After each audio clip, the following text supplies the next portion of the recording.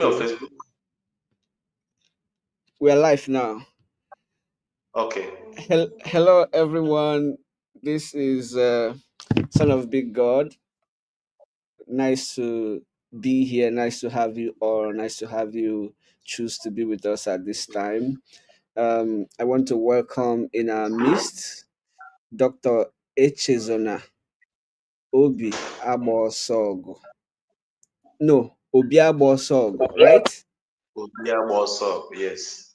Yes, yes. Okay. Um, so thank you for joining us. This has been long coming since around January when we connected, and I'm just grateful that we are able to meet at this time. So, once again, thank you for joining us here. Okay, thank you. You're welcome. Yes. All right.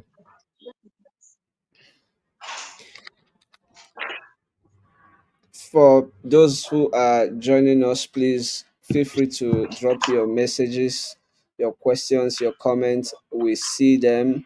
If you have any questions for Dr. Augustine, please, sorry, Dr. Echezona, please drop them and we will respond to them. Before we begin, I just quickly want to ask because in January, when this whole situation with Dr. Echezona came up, a lot of people were, saying, wait until you hear from the other side, wait until you hear from the second party. I wonder if anybody has heard from the second party or from the other side, or this has become how it always goes that things like this raise dust and we don't hear again. So as you grapple with that, as anybody uh if anybody has heard from the second side, please let us know and we will celebrate that. So, as we wait for any response, I want to quickly ask our my big brother, Dr. Echezona Obiagbaosogu, to introduce himself. And I have a priest here on the platform, I believe. Yes, Angelbert is here. Father Angelbert. Can you hear me? Yes. Good afternoon, Father. Good Welcome to the afternoon. studio. Good afternoon. Good afternoon. I love your name, And by the way. Your surname. In fact, both names, okay, Echezona and Obiagbaosogu. Those are great uh, Obiagbaosogu. Obiagbaosogu, which gives it a different meaning entirely, actually. Yes, I yes. was thinking of heart, but it would seem it's referencing to the home. Yes. You're Yes. welcome. Mm-hmm. Thank you. Lalo. Thank you. Yeah. All right. Dr. Echezona, could you introduce yourself, whatever feels comfortable for you to share with us in terms of who you are, what you do, where you're from? Take it away. Okay. My name's Echezona Obiagbaosogu. I am from Iseke in Ihiala local government area of Anambra State. Currently, I'm a lecturer with the Nnamdi Azikiwe University, Awka, and I'm a lecturer in the Department of Religion and Human Relations. I specialize in African traditional religion. That's what I teach at the moment. Beyond that, I'm a musician. I'm an entrepreneur. I'm a farmer, a proud one, and of course, currently I'm a husband and a father. So this is much I can say for now about myself. That last bit, that last part, I just got like very excited because I know that you shared with me a couple of days ago that you were blessed with a bouncing baby girl. So congratulations. Thank you. Yes, and we have a returnee, like third timer here. Um, would you mind saying your name again, big brother? Well, my name is Angel Bechika. Of course, I'm a priest of the Diocese of San Jose. As you all know, I enjoy conversations because I think we learn from them. We get to hear stories, and a strong believer of people's personal stories as they relate to the general story. And to that introduction, I just wanted to confirm again, Doctor, what you had referenced was you're doing religion and human relations. Is that correct? No, I lecture in the Department of Religion and Human Relations, but my specialty is African traditional religion. Oh, great, great, great. Yeah, nice to be here. Thank you for inviting me, Son of Big God. I always enjoy conversations. So I'm happy to be here and listen. Um, and if there's anything to contribute, I might. If not, I enjoy Yes, listening. yes. Thank you for, you're always available. You are supportive, and we appreciate it every time you come here. I have my pen and I have my jotter, so it's going to be full blown education time for us having you and having Dr. Echezona here. So I'll quickly want to just let you know, Father Angelbert, that if you feel any need at any point to like interject or ask a question or make a comment, let's make this as organic as possible. Thank you. Um, the theme for today's conversation is a life under review, and I would want to ask Dr. Echezona what informed that choice of topic. A life under review, a former Catholic priest and African traditional religion expert shares his journey. Well, the honest truth is the title actually uh, wasn't intentional. Uh, I needed to. I have always shied away from journalists about a few things, but I think it's time we begin to make one or two comments. Make one or two comments in case someone might learn something from it. So, so just there's a moment like this when we need to really open up a little. So that's Hmm. just why that topic is there. Okay. Thank you. I imagine or I assume permission that with this kind of topic, I can ask you questions from your role as a professor and also from your life journey, right? You're welcome. Okay, I'm starting from somewhere that is like boiling, and that is on the issue of what has happened a couple months ago. I know that we have been in contact for a while. I would love to ask you if there has been any conversation like closing the loop or extending of any arm of conversation or communication to you after the letter that you put out. I have not received any call and I have not received any letter till date. So the whole story has just been left open ended like that. So I have not gotten any letter or any other communication beyond the one that was before that predated the blown up of the whole news online. I just want to acknowledge right now that I'm getting anxious. I'm getting nervous because, like, I feel goosebumps on me right now. So, Father Angel, but again, feel free to take the mic anytime. Like, I'm surprised to hear that. Okay, next question would be what when what you wrote. I think one of the main lines was that this was not how you wanted this that this was not how you wanted this to go. I think I can pull it up and show us. The first thing you wrote here was that um, first and foremost, I am unequivocally stating and guarded by. Okay, no, not that one. So there was a place where you gave the sense that this is not how you wanted this whole process to go. So as you pen down your letter, it felt like it was very painful for you. And I wonder what was your hope? What would have been the way that you would have wanted this to go?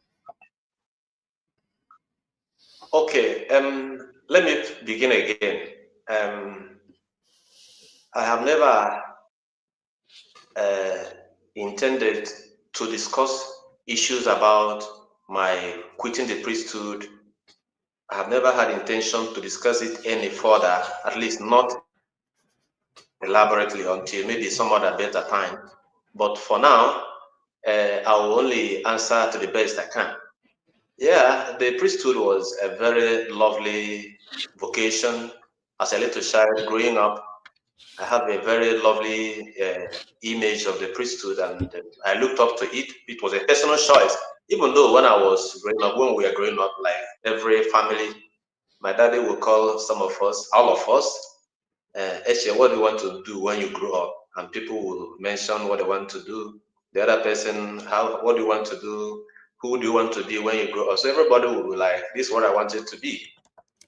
I remember my mind is still strong on the image that the first day, I can't remember what I said, but if I did anything, then that wasn't the priesthood. Then the second day he called, I said I wanted to become a priest because he was telling us people have become army soldiers, people have become pilots, engineers, priests, and all that. So, and as a little child, I was the beloved of my dad, of my parents. I was a very lovely child. My family loved me. So I had that image of a good child.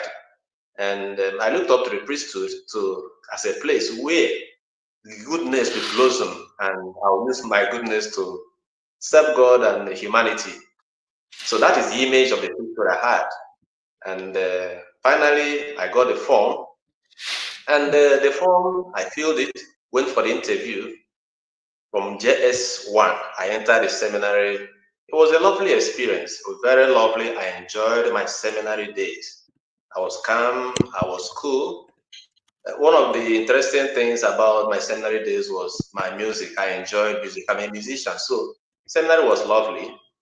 And well, though there were issues along the way due to difficulties, finance, which everybody, or rather many people from time to time encounter. So for me, that wasn't any bad thing, bad experience, quote unquote. But I think part of what that brought to me was that it reshaped my movement in the priesthood. At a time, my parents could no longer take care, and a lovely priest who is now of blessed memory, Father Dennis Soke, took over and completed my training in the senior seminary until I became a priest. So I have that lovely idea of a priesthood where things go the right way, where people are holy, those childhood utopic ideas about reality. And for me, I think that's what it should be. I became a priest. I was happy. I became a priest. Though I'll have to confess that people have their vocational crisis from time to time. I had mine as a seminarian. I had it severally. At a time, I wanted to see if I could leave several times, but maybe God didn't want me to leave, and I moved on. I remember writing this shortly before my diaconate. I think the last one was shortly before my diaconate. I nearly left. I made a frantic effort to leave because I was actually coming close to the priesthood, and I was so afraid the glory of the priesthood and what I was going to embark, whether I was really prepared psychologically, spiritually, and otherwise to embark on that journey. So, but I resolved it by myself through the assistance of a spiritual directress because I was in the monastery. I went to the monastery for a retreat. That was how I resolved it. It was that period I wrote a poem. By the way, I'm a poet. So I wrote a poem which I called The Other Side of the Coin. It's a lovely poem, The Other Side of the Coin. And I was looking at this is the priesthood. And sorry, part of the issue about my fears then was the priesthood in its glory. How am I sure I was going to really meet up? That's one part of the issue. And then other challenges in the priesthood. How am I supposed to meet up? But interestingly, what is the coin? was that this priest, when he's having issues, difficulties, and crises, people really don't seem to understand what he's passing through. People see one side of the priesthood, they don't see the other side. The side they see is the side of that glory, the man in the immaculate soutane, driving good car, living in a luxurious house, and eating food morning, afternoon, and night. They don't see the other side. So I had to write my poem, and I called it The Other Side of the Coin. And I made a good representation of someone who is dying somewhere and is wearing a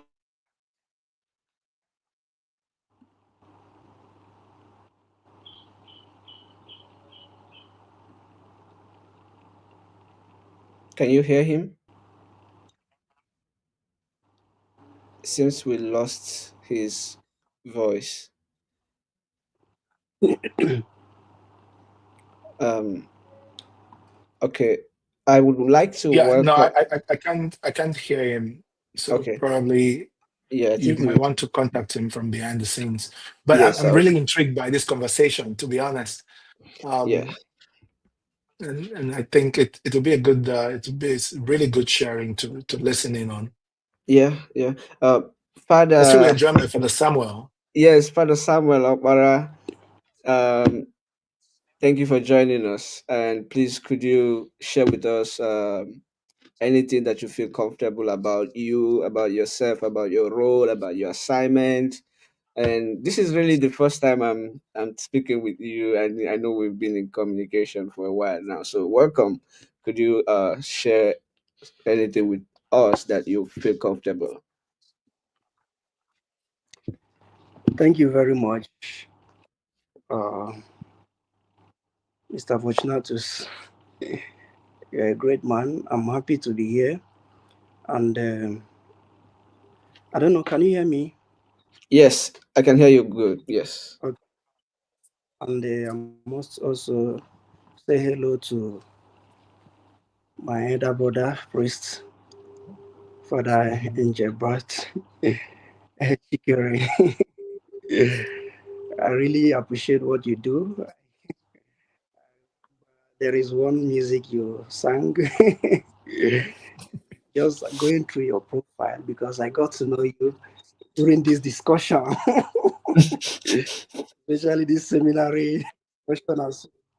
So I had to go through your profile and I saw a lot of good things and your heart. You were your, stalking me. This is dangerous.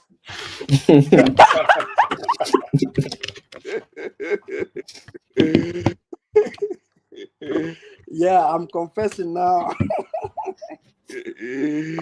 That is it. Indeed, people are watching us. Whatever we do, people take interest in us. Yeah. Unconsciously, you just see yourself trying to know. Mhm. So I am a priest of the Missionary Society of St. Paul, MSP. Mhm. So I was ordained last year. This discussion is one that is something that I have longed to, especially even the experience that our uh, elder brother, um, is something that for me would make a lot of mark in my life, especially given the fact that I'm beginning the life. So uh, yeah, I've learned a lot. Mm. The third mass today, so that is why I have to apologize too for being late. Mm. Yeah, So no, I mean you're good. You're good. I think we all had masses today, yeah, so yeah, it's you can hear me. understandable. Yes, yes, I can hear you.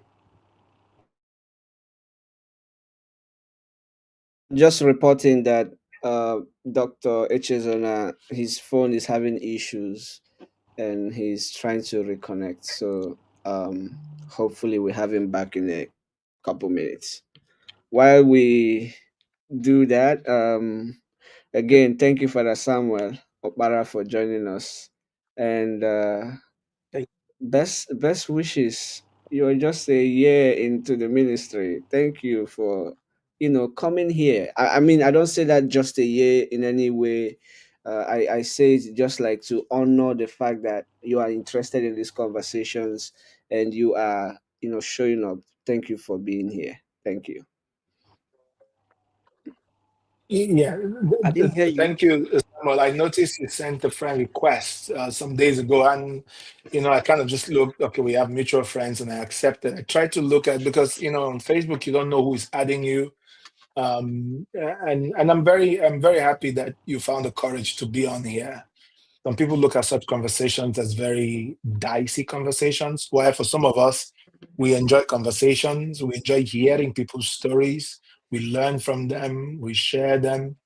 I've had a couple of people, some of big, maybe I report this to you. I've had a couple of people who had written to me earlier on asking about what you do.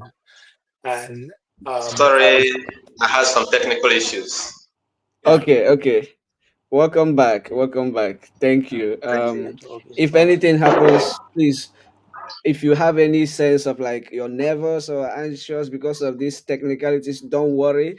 I have gone through it many times because like doing this sometimes the technology just fails us. So don't worry. If anything happens, we are here. We can reschedule. Just be comfortable. Share what you would like to share, and we'll go together with you at any pace that you are. All right, so welcome back. All right, can you hear me? Yes, yes. Okay, so I wrote that poem, and it was trying to describe the other part, the other side of a coin. So this person who is wearing the cassock has the glamorous side and also that other side that people do not really talk about.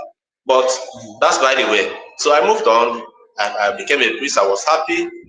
And I think I was so happy with my priesthood. I was fulfilled. To be honest with you, I was happy I became a priest. And people around me were happy I was a priest. Some really, I don't regret anything about my priesthood. I was happy with my life, both as a seminarian and as a priest, both in the area, the places where I worked. One thing about me is that I am passionate about the things I believe in.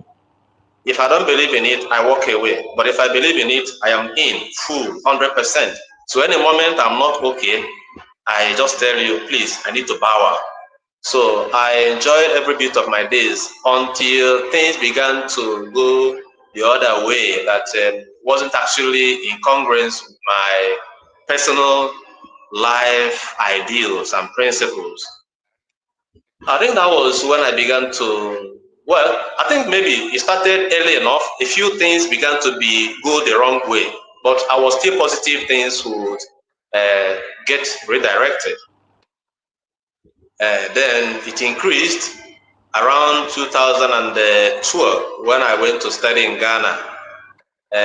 By the time I went to Ghana, I was receiving sentiments that we are not really there. And one thing led to another. Well, like I wrote in the letter to the bishop, I began seeing a lot of things and I began to talk about it in time. Talking about it, unfortunately, uh, the people I talked to didn't do anything about it. And it reached a moment was being that I'm someone who is passionate about the things I like to do. If I believe in it, I am in. But if I don't believe in it, I just bow out. So I didn't want to give my life half measures. And what is more, it reached a moment that it was a question of fulfillment. Is this thing giving me fulfillment anymore? Um, I'm not enjoying it any longer. And maybe I should say it right away that I woke up one day. I'm an introvert, so I meditate, I think about my life, I evaluate my life a lot. And I woke up one day and the spirit told me, well, I don't think I should say this. Let's keep it for the inner circle. But something came to me and Well, there's nothing deep about it. I woke up one day, the spirit told me, if you die a priest, you will not rest in peace. But that sounds too harsh. But my whole spirit was already dead by this time. Everything about me, about the priesthood, was dead. I kept managing. In fact, I had to even pray that a new bishop comes on board so that I can see if I can revive my priesthood. And in fact, when the new bishop came, I went and sold a new sultan. I mean, about three, I think there are 3 or 4 of them, brand new, hoping things I will be able to recover my priesthood. But when he came, it was like I was convinced that it was a structural issue because if the first person had issues, what about the second person? So we just arrived. What next? Everything continued where it stopped. So it was then I was convinced that it was time to take back my life. So I left as a matter of principle, personal conviction that I wasn't going to have my peace there. I left as a matter of principle and for my own safety because at the time it became a psychological thing. Sometimes the emotional and psychological experiences around that experience, leaving the priesthood, living in the parish house, they were really haunting. And sometimes if I go to my home, my family, I feel so happy, I feel calm, I feel relaxed.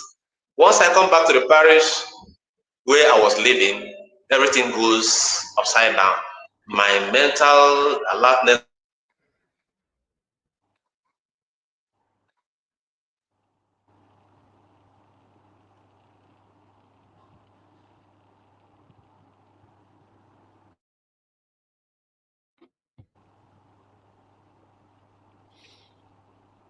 It seems Can you hear him? Seems we've no, lost him again. it seems we've lost him again.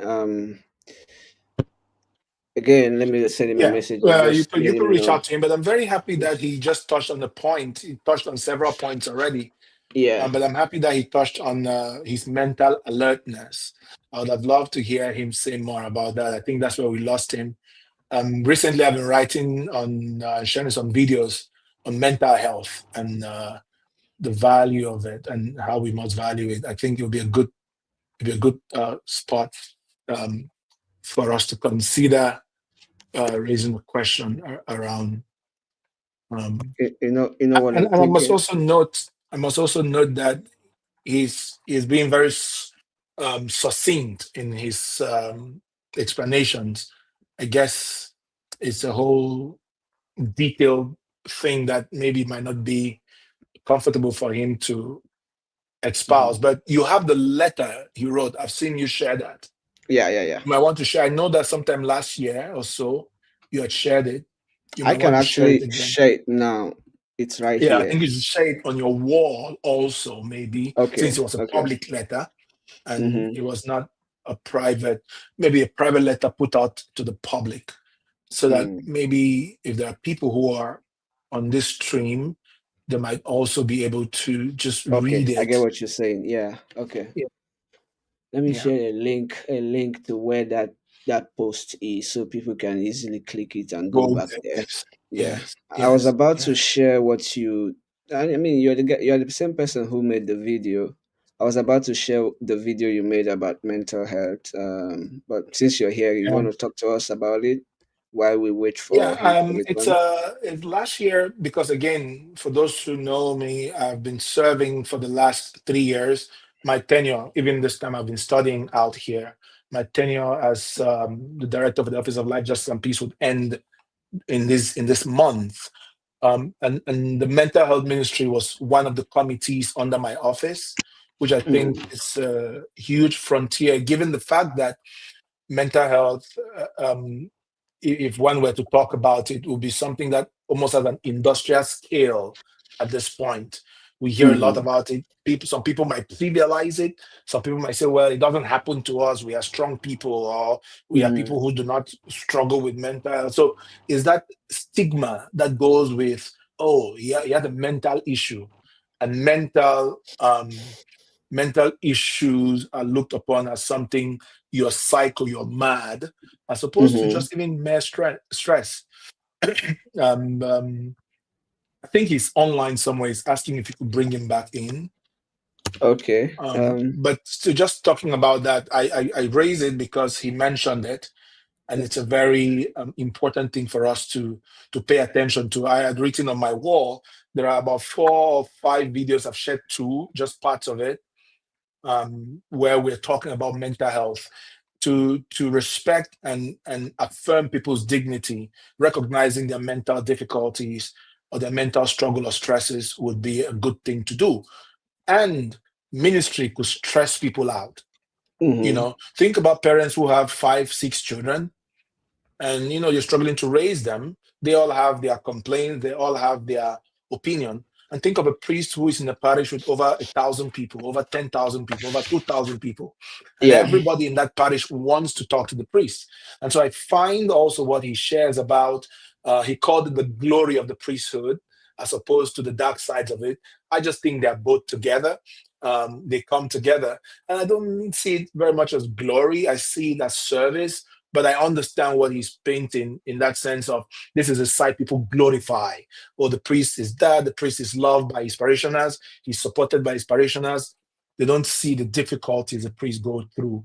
And most times, you'll find priests who carry this difficulty in a reserved way, you know, but we are encouraged to have spiritual directors that we bring this burden to. And he also had a spiritual director, a lady, I think he called the spiritual directress. Oh, he's back. So I'm going to hold on. Yeah. Father, just so, Dr.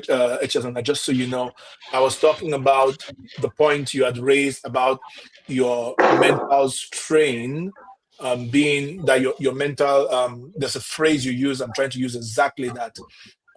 You said your mental alertness was challenged at this point. And so, Son of Big God had asked me to talk about mental health because I'm posting a series of videos I've made for an interview for a channel, for a media channel about mental health. So I was sharing that your use of the phrase, the glory of the priesthood and the difficulty of the dark side of the priesthood is something that comes together, that people see the side where, oh, the priest is loved, the priest is supported, but they don't see the mental difficulty. I made an example of um, people who have 5, 6 children and they struggle to raise these children. And I try to compare it with a priest who has 1,000, 2,000, 10,000 parishioners whom he must give ministerial care to, and the stress that that might come with. So, in your absence, that was the analysis I was making. So, back the Okay. microphone is over to you. Yeah. Before you continue, Dr. Echezona, I just want to remind the audience listening, especially those who have not had the chance to read your story, that the point when this, according to your letter, this mental health, or Nigerians and mental health, it be like say person they get colo. Mental health is not colo. Mental health is like you are stressed out. You have depression. Depression is in a continuous exposure to like intense experiences that you're not able to hold, or you're just finding difficult to navigate. So please, Nigeria, our people, these things are, even here I meet people who are Nigerians. They don't want to talk to like a chaplain or to, because they feel like once they talk to you they have problem.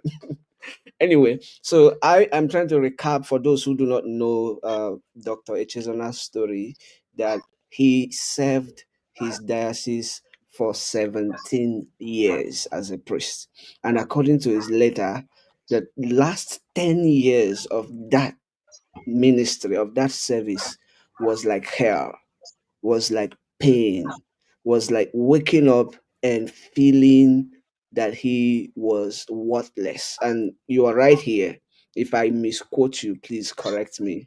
I'm trying to make sure that I read what you wrote correctly, and that I'm putting it out there for those who did not have get the chance to read it. And I will still paste a link to the letters so that people can follow up with that story.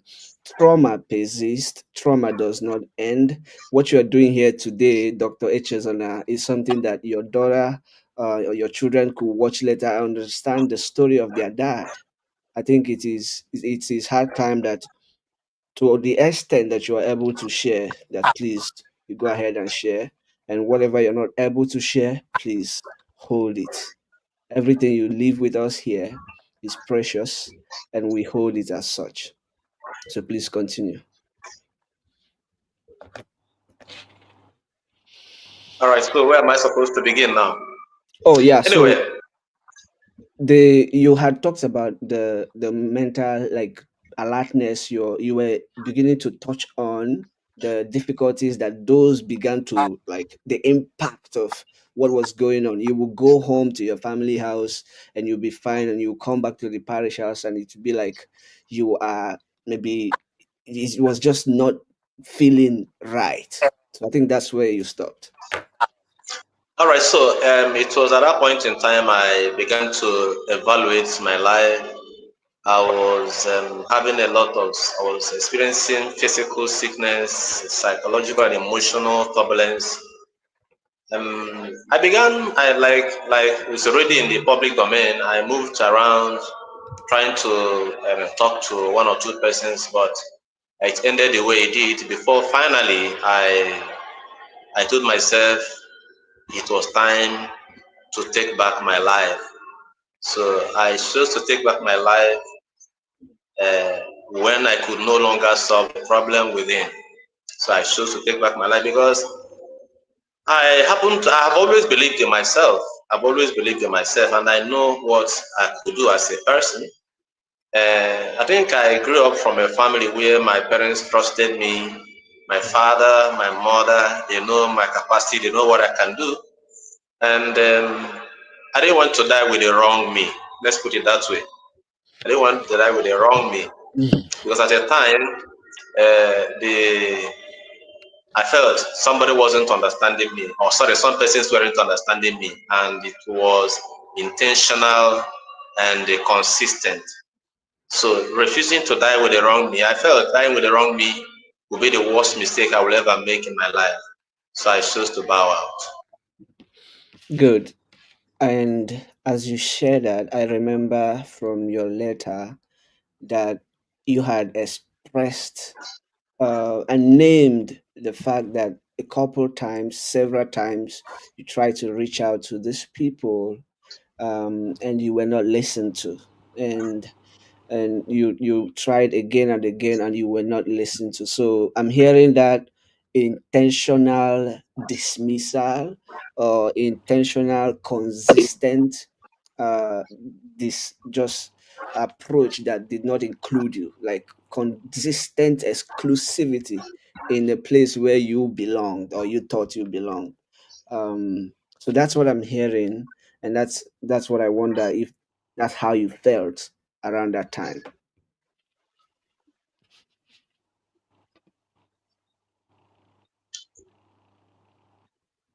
All right, what next? I Oh, think I'm done with that question. okay, okay. All right. So the Mike, okay. I just ask you to shed a little more light.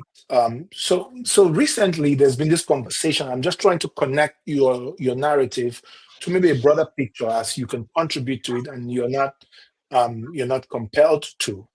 Um, in recent times, in the last week, the Nigerian um, Facebook sphere, maybe also Twitter sphere. Some people have taken it over to Twitter. I saw it some days ago.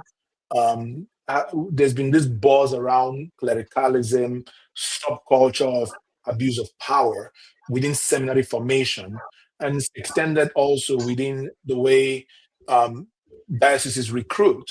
And I'm of the opinion that when a tree grows, it doesn't stop at its stem. It grows to the branches and fruits, unless that tree is a very bad tree. This case, if we suggest that these subcultures are kind of a good tree, I want to then permit me to push the envelope a little bit more to just hear what you think. You said you chose to take back your life, and at the beginning, you have spoken about the fact that you are joyful in your priestly ministry.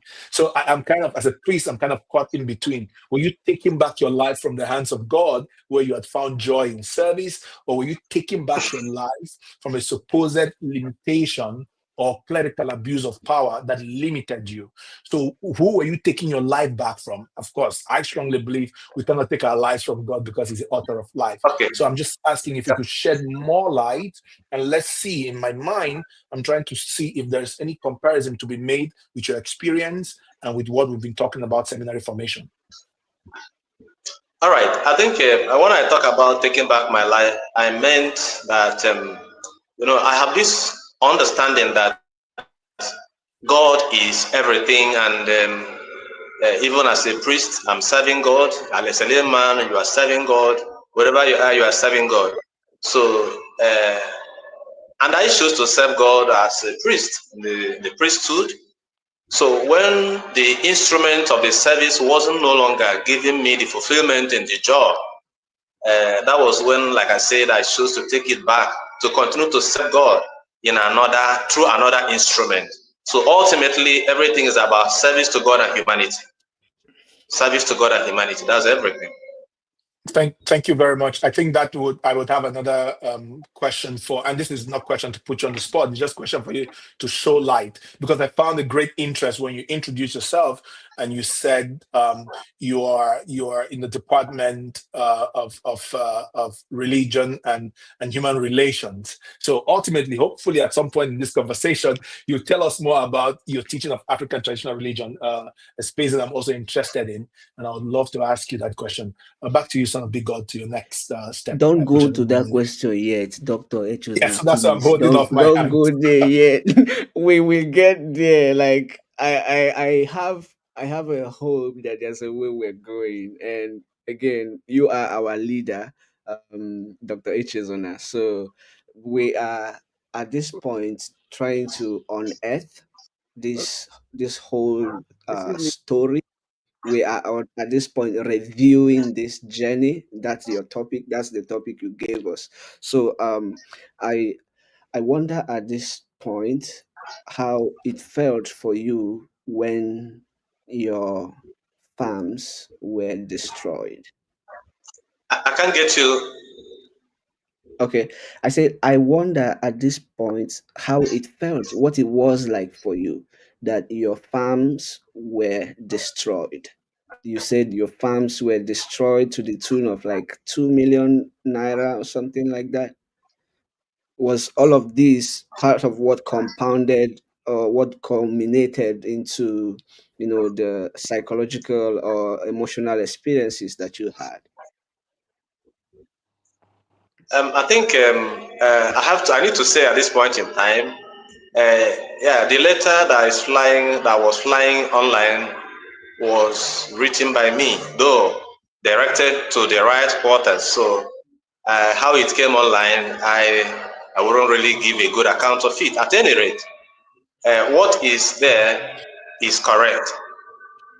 Okay. I think like that was the last straw that broke the camel's back, and that's the much I can say for that. Okay, good. Now I understand that there's an extent to which you can go. And again, the letters are out there, and everybody who is interested can go and read it. May I ask you now, what would you have loved to be the way that things played out? What? What would what Come again? How would you have loved that things played out? Like knowing this path that you chose this path happily. You chose this path to serve. So how would you have loved that when these difficulties started unfolding? Just I'm inviting you to go into the realm of imagination. What would have been your expectation, or how would you have wanted that things would unfold? That is, if things were corrected while I was there. Yes, yes, yes. Well, uh, that question, I wouldn't have a good answer to it because things happen, and I'm someone who lives at the moment. Uh, I don't go ahead of God. So I wouldn't know what would have happened if things had worked out differently. But I want to suppose that if things had worked out differently, uh, life would have continued there, because ultimately, like I said, I like to I like to enjoy every moment of my life. So if I was enjoying that moment, I don't think that would have been the other option, even in Yeah. spite of the fact that I was in love with the African traditional religion. Because Mm-hmm. I have to tell you, I'm not the only person who is a specialist in that field. We have very many priests who were there before me. We have recently, of blessed memory, of Professor Christopher Echezona. He was my external supervisor when I was doing my master's. So he's a great man and a great author, a great authority in that field. We had Ikenga, Meto, and so many of them who were in that field. So these guys were there. They made their mark very suddenly. So some people sometimes will insinuate that was why. Well, it may be part of the anchor, because looking at life, if you are actually have enough information, you know that reality is the same everywhere. Reality is the same, either in the Christian religion or traditional religion or whatever religion. So that's the much I can say. That yes, there was this love for African traditional religion, which I'm exploring and continue to explore. But that isn't actually the motivating factor, though it could actually add to the conviction to take that decision. Great. By the way, I appreciate your thoughts. My question was, and again, I appreciate your thoughts. Very, very clearly put out. My question was like, I wasn't inviting you to say if this didn't happen, what would have happened. I was inviting your thoughts around, you know, I imagine you have expectations, right? Like you were writing letters, you were seeking audience, you had hopes. That's what I'm trying to, like, that's what I'm lifting up, that you had hopes. And it got to a point when these hopes were consistently dashed. And I want to validate and honor what happened and what you chose, that you did not want to die in a way that, how was it you put it, like that you did not want to die in a way that you wouldn't even appreciate that you lived. I think that's some way that you put it. So I want to validate that. I want to honor that. We respect your choice in this place. Um, I mean, we're not God. None of us has the powers to choose anything differently, but we respect your choice. That was a choice that you made for your life, and it's valid. And it's valid any day, anytime. So I just want to lift up that and see if Father Angelbert or Father Samuel or Father has anything to add now before we proceed. Yeah, please, can you hear me? Yes. Yes, very well.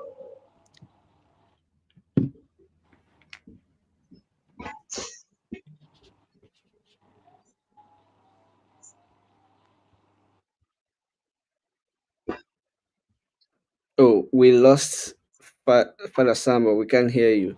All right. Let's go Sorry, the to, network is really breaking. Can you hear yeah. me now?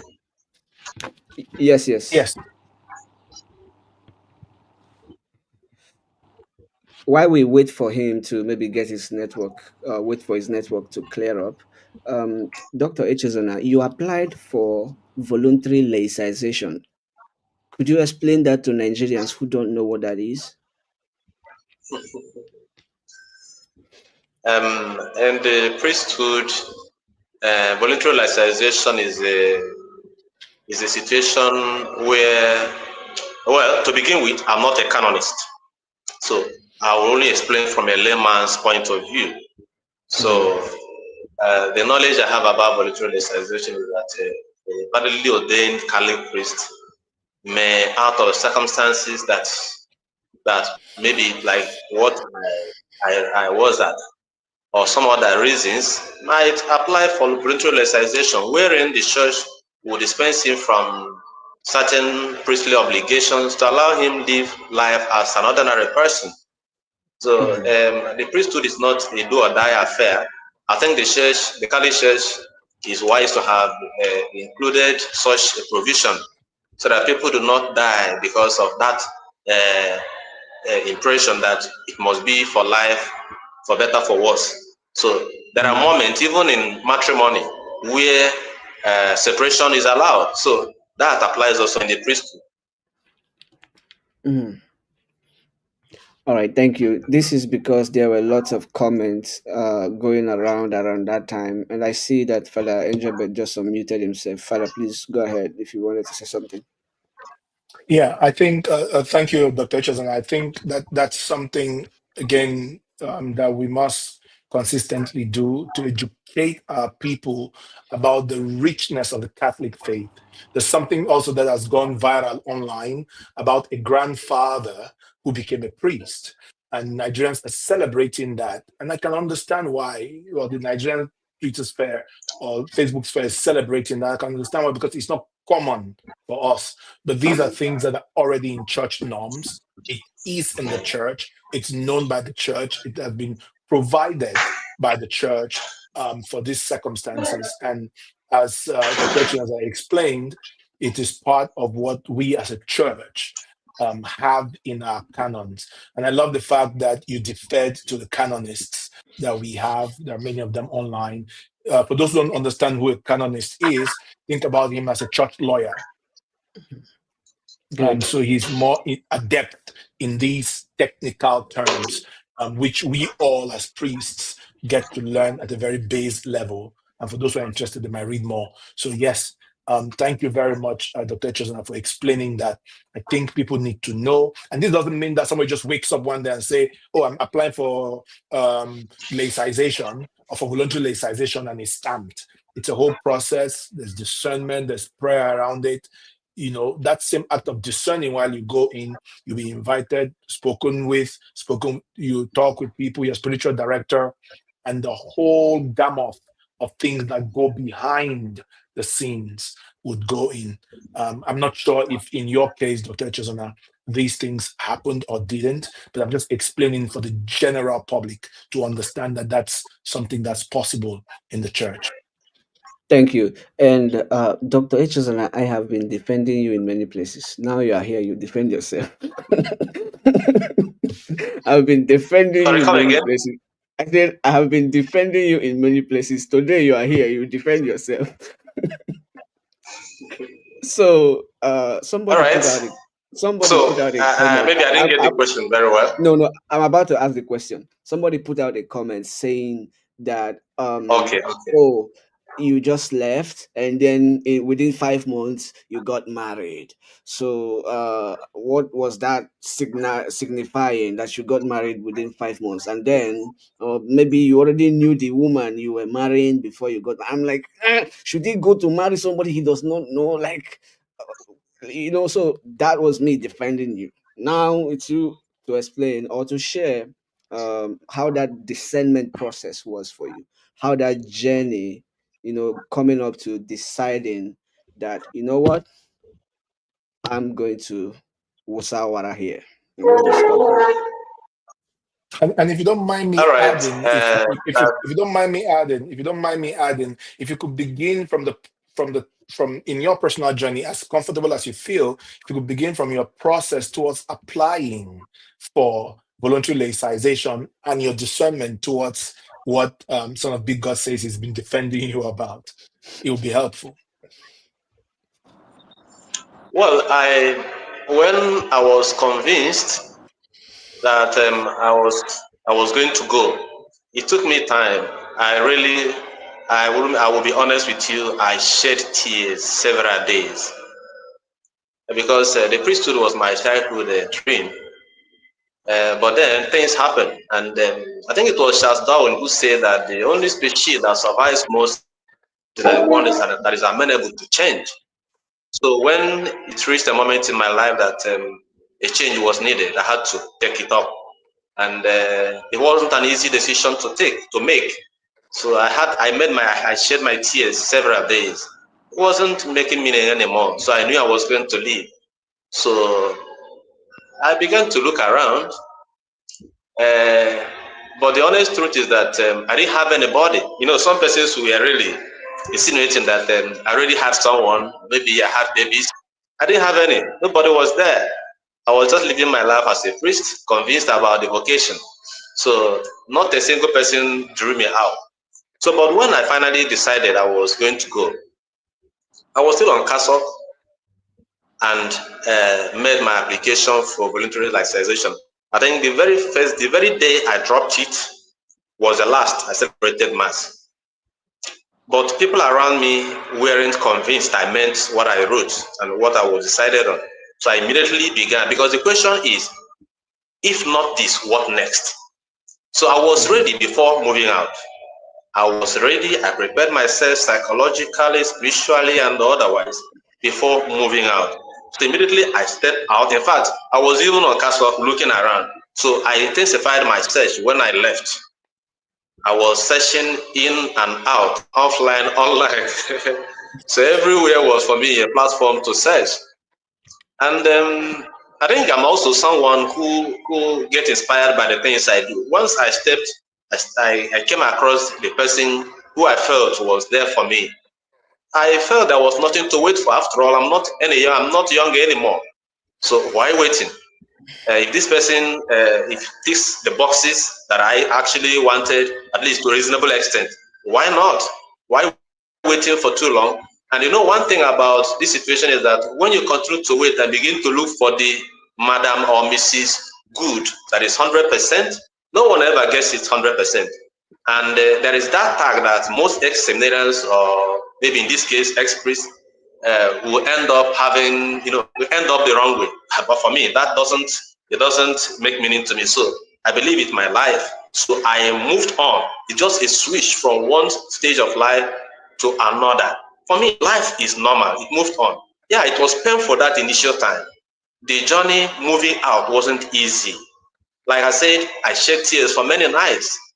And after that, I told myself it was time to go and begin a new life. And by the way, I've always taught. I began as a priest. One of the things I did enough, I did, and I'm proud of, was beginning a school. I mean, an NGO which we call the Newe Entrepreneurship Initiative, where we coach young people and the growing people on how to manage and be responsible for their lives.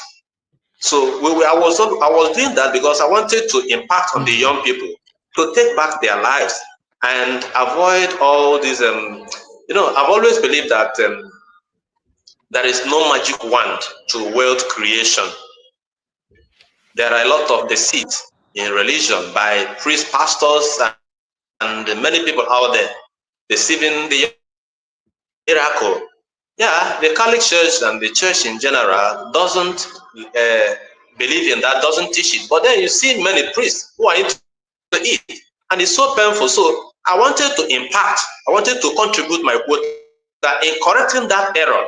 So now I am the one teaching people how to take back their life and be responsible. So for me, I felt those things I've always told people, it was time to take it into myself. So when I moved out, I had to get focused immediately and get about having a family.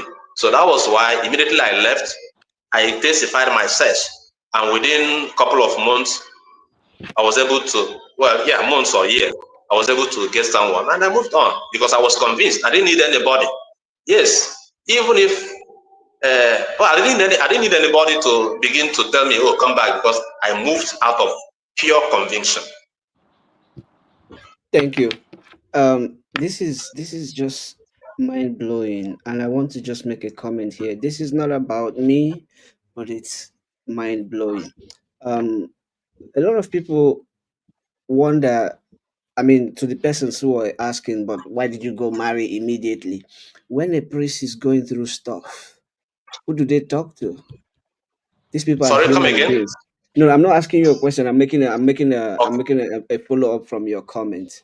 A lot of people, a lot of us are close to priests who are going through difficulties. Okay, if you talk to me, I'm very busy, but there are people who are open to hold this pain, to support this person, to listen to this person.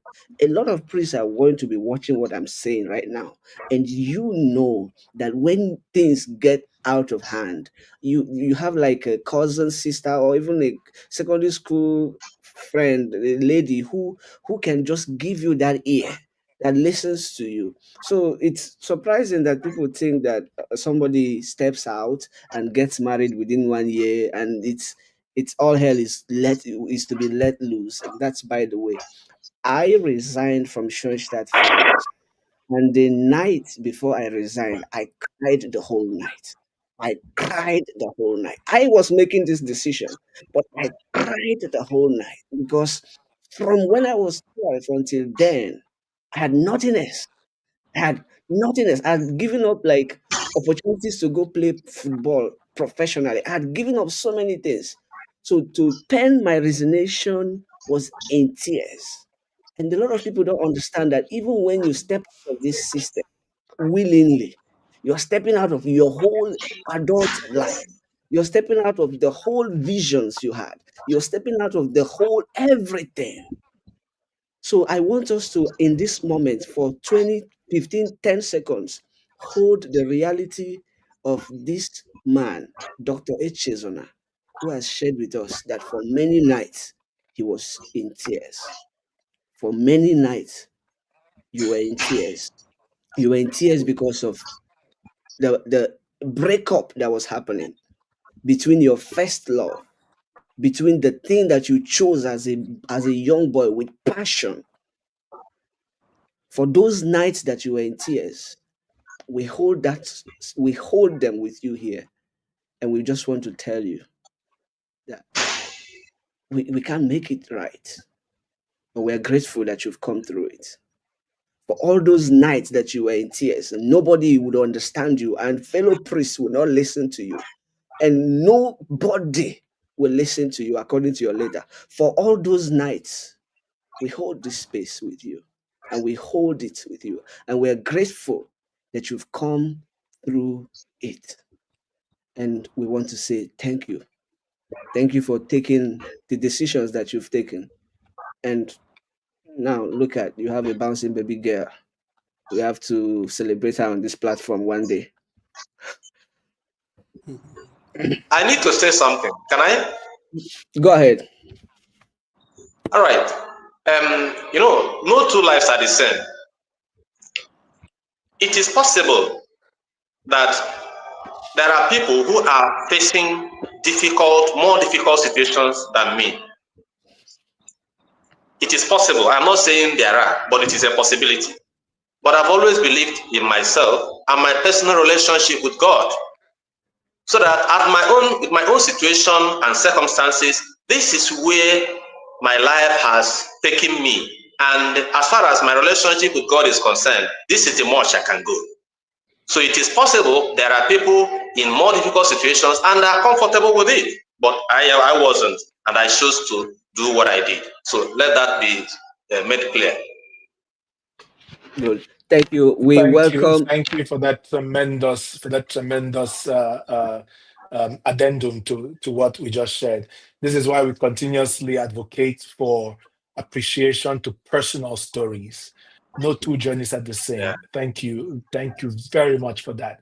We all have the same destiny, but we walk them differently. And the prayer will be that we walk them in a good and a positive way. That our personal stories might inspire others, but they might not be replicas of others. We want to welcome Father Aneto, Father K Media, a returnee to this Welcome, platform. Father. Thank you very Welcome. much, Father. Pleased to meet everyone. Okay, Father Angelbert is there. Father Samuel Okpara is there. Dr. Echezona, you are there, and of course, son of Big God. Thank you very much. I'm so sorry. I'm just coming.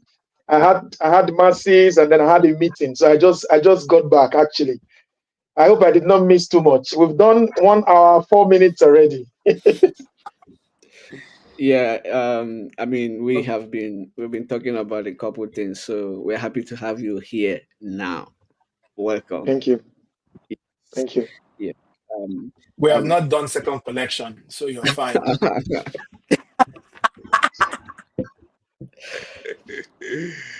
Dr. Echezona, what was the best thing you enjoyed the most throughout formation and throughout your priesthood?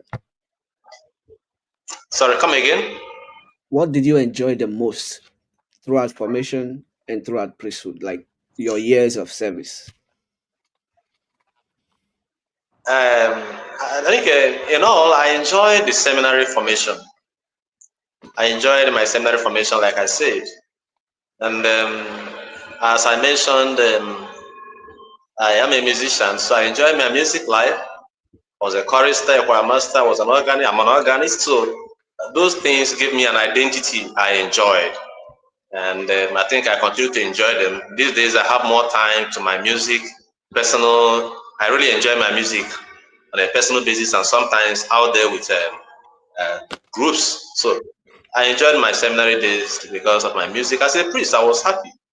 I enjoyed my priesthood. Um, Maybe one or two persons I have mentored or who listen to my family, we are happy. And I think many of them still testify till date that they were inspired by those words from me.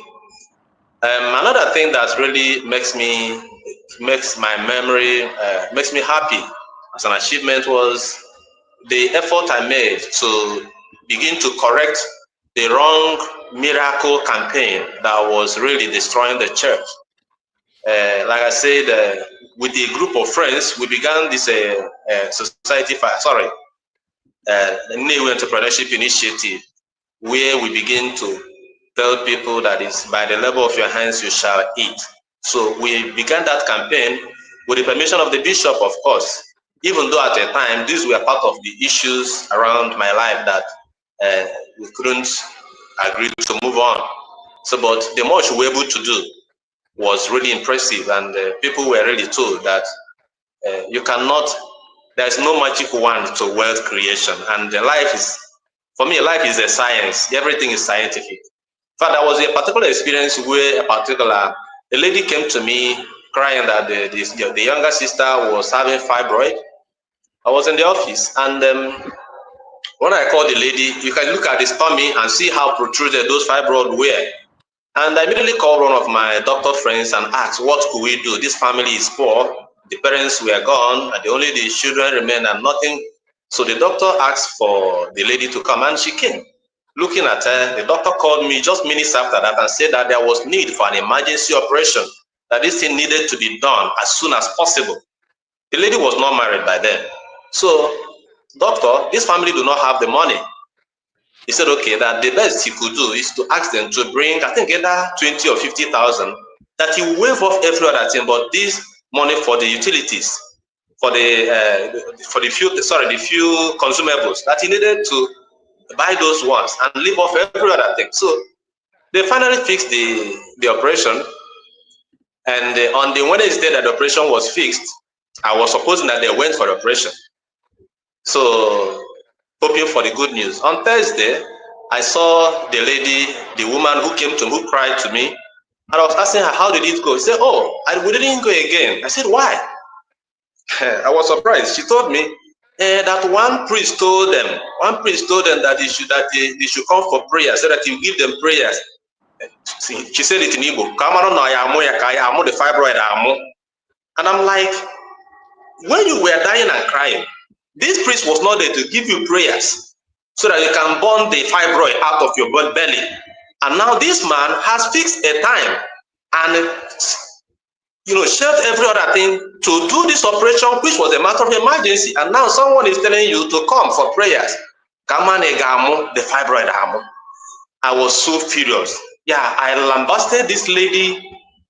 In fact, I just went off my mind and I gave it to her. Walk out of this place. Are you sure? So she left. Well, luckily after some days, she told me that they went back and begged the doctor to give them a time again, and they finally went back. The doctor did the operation very successfully. I think they only paid 20,000 for all the money. It was supposed to be an operation of over 200,000. But the professor who was at the Neu Teaching Hospital gave it to them free of charge. I can say free. I don't think they contributed more than 20,000. So these were the type of experiences we are having. And again, somebody walks into your office and tells you that my business has failed. And you look at the story of the young man, it was a problem of business management. This guy doesn't know how to manage the funds and everything. And at that point, you cannot but begin to tell him, look at it, look at it, look at it. So that was part of what inspired our effort to begin that Neighborhood Entrepreneurship Initiative, and we are trying to correct certain anomalies. We had it the first year, it was very successful, booming. Second year and on until those if it were our people, they will say the village people. So when the village people came, um, the obstacle was much. So, but all these things really ended the way they ended. So, but we are not done with that yet. The platform is still there. So we are going to reinvent it later when I am stable, because like moving from one part of life, one life to another has not been easy. So a little stability will enable me to get back on track, because we are talking about humanity. It is not just about religion, it's about humanity. Thank you. So I was actually happy with all these things. That's part of my story, my beautiful story about the priesthood. Can I just add something real quick? Because I know that there are some people who might be tempted to make that very unbalanced argument of, are you doubting what God can do? What God cannot do does not exist. There will be people who want to make that, I call it unbalanced argument. But the attention I want to point here is the gift of miracle, which is where the will of God, according to John the 23rd, where the will of God meets the will of man. The necessity of prayer, and also the necessity of, in that story you shared, of that woman going to the hospital. That priest, in whose case I do not know, should have supported that very woman. I would pray for you. I will pray for grace. I'll pray for strength. I'll pray for the doctors who would do the work. That science does not abhor religious prayers. Actually, it complements. And in the case where the medical doctors, after their effort, cannot execute that, we therefore surrender in that way to God. There is that great psalm: if the Lord does not build a house, in vain does the builder labor, which therefore presupposes that the builders must labor for God to build the house. So I would always advocate for such balance, in which I believe you are advocating for that frontier where our people must become entrepreneurial, and God will bless the works of their hands, if I understand that properly.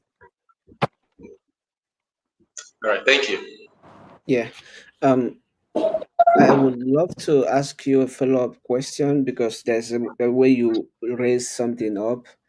If you, and I know you don't dwell in the realm of imaginations, but let's see if you can do this one. If you imagine yourself going back to the seminary, what aspect of seminary would you, for yourself or for your friends, encourage to take more seriously, having been through the priesthood and seen how the ministry and the life is? Should I repeat the question? Repeat, please. Come again. Okay. If you, and this is imaginative, okay, I'm raising it up so that it can be helpful to people who are still on the path. If you can imagine yourself going back to the seminary or going through the seminary again, what aspect of the formation would you take more seriously, or encourage your friends to take more seriously, because you've seen the life outside the seminary, and now it seems like you might be able to speak to such conversations?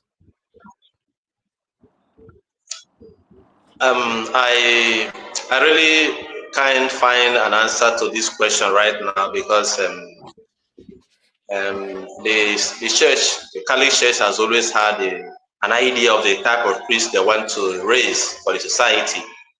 So uh, whatever it is I bring up, it may not really suit into what idea of the priesthood the church wants. But if you allow me to say, I will say that seminarians should be allowed to be authentic.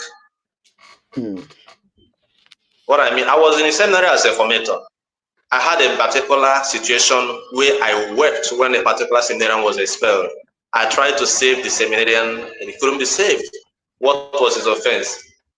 According to the story, this is one part of the story. I didn't hear the other side of the story. So, and I'm yet to hear the other side of the story to contradict what I have. This idea of obedience is good to be obedient, but there is a level of obedience you subject people to, they become mumu. Like in this particular case, there was a seminarian who was having issues with the house master, and then it was time for labor. So the young man woke up from sleep, went, they know where where has been allocated to them. So he went, they began to work because others were wasting time and not coming in time. So he just woke up from siesta, went to his work, was doing something around there until others arrived. So they were to share the job, and he asked the housemaster to give him from that portion where he was working. The housemaster said, "No, you come and begin all over again." He said, "I have already begun to work here. Why not extend it? Give me the quantity, the length you really want to give me. That will be due for me." The guy said, "No, you have to abandon this one you've done and come and begin all over again." So now the young man raised his voice. They were quarreling, they were shouting at each other. And the one formator came around. "What is the problem? What is the problem?" And they said, "Oh, look at everybody here told them what was happening." I said, "Oh, your house master told you what to do and you refused to do it. Your house master told you what to do and you refused to do it." Okay, now, and everybody knew this formator as someone who is very strict about obedience. So the guy knelt down, "Father, I'm sorry. Father, I'm sorry. I'm sorry. I'm sorry. Don't worry. Don't worry. Don't worry. Don't worry." He entered his vehicle and disappeared. Uh, that was how the story ended. The next time, one thing led to another. The young man thought the case has ended, and at the end of the semester, he was asked to leave. I made effort asking. So if you pinch me and I feel hot, I feel pain. So do I not have right to talk about it or to even resist? Here is a young man. Maybe there was issues between him and this housemaster, but at least someone should listen to him. For him to resist, yes, shouting at the housemaster was wrong. But was that enough reason to expel the young man who actually may have the good intention to become a priest? Someone is not listening to someone. So we did all we could, but it happened, it went the way it went. So I would always advocate that seminarians be trained to be authentic, to be themselves. Seminarians are first and foremost human beings before becoming seminarians and priests. We are first and foremost human beings. Humanity should be first. That's the much I can say for now. Thank you. Okay, I'm going to come back with another question for you, but before I do that, I want to interpret something you said in Igbo for those who are not Igbo. Oga amụpụta ya amụpụta. That means like that you were referring to somebody who had fibroid, and the pastor was asked, or the priest was asking the person to come. Ka amara ma ọ ga-amụpụta ya. So he should come, and they would do like testing. Let's just pray 50-50 probability. Maybe the woman would put to bed, like, will birth the fibroid instead of going through like an operation to take that out. I hope I did a good job. Ndi Igbo, biko, help me in the comment section.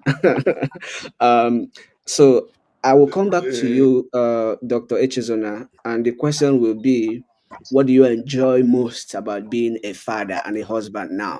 We want to celebrate you for who you are. So hold your thoughts on that while I invite Father Angelbert or Father K or Father Samuel, anybody that has anything in their heart that they want to share now, any burning ideas, any thoughts that you want to chip in at this point.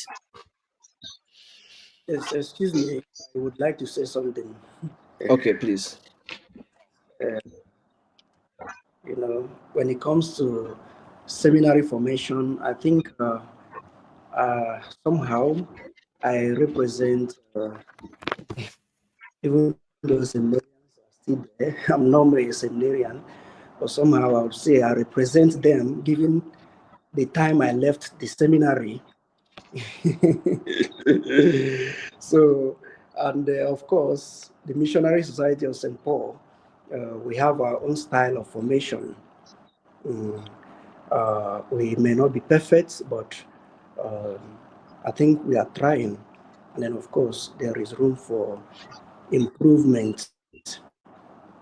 So I just want to say to throw more light on what Dr. Echezona said about authenticity. Allowing seminarians to be themselves. For me, that is very important. And then, of course, allowing seminarians to be themselves would, for me, mean freedom with responsibility. Not just, because people, our own generation of Sumerians now, which I want to classify myself as being part of it somehow. Sometimes when people talk about allowing them to be themselves, it could really mean something else. It could be allow them to be lazy. It could be don't remove exam from timetable.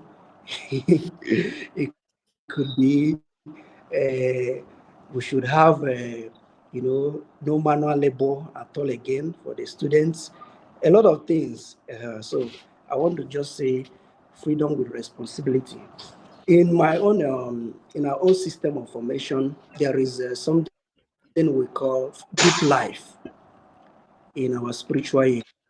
In this group life, when people gather, they share with themselves. It happens once in a week. And in this group life, people are allowed, in truth, to be themselves because there you can't even address the formator with father so or father that.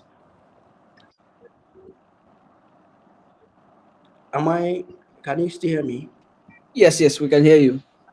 Oh, sure. So I in can hear that you. group life, so in that group life, what we call it, we don't begin it with prayer.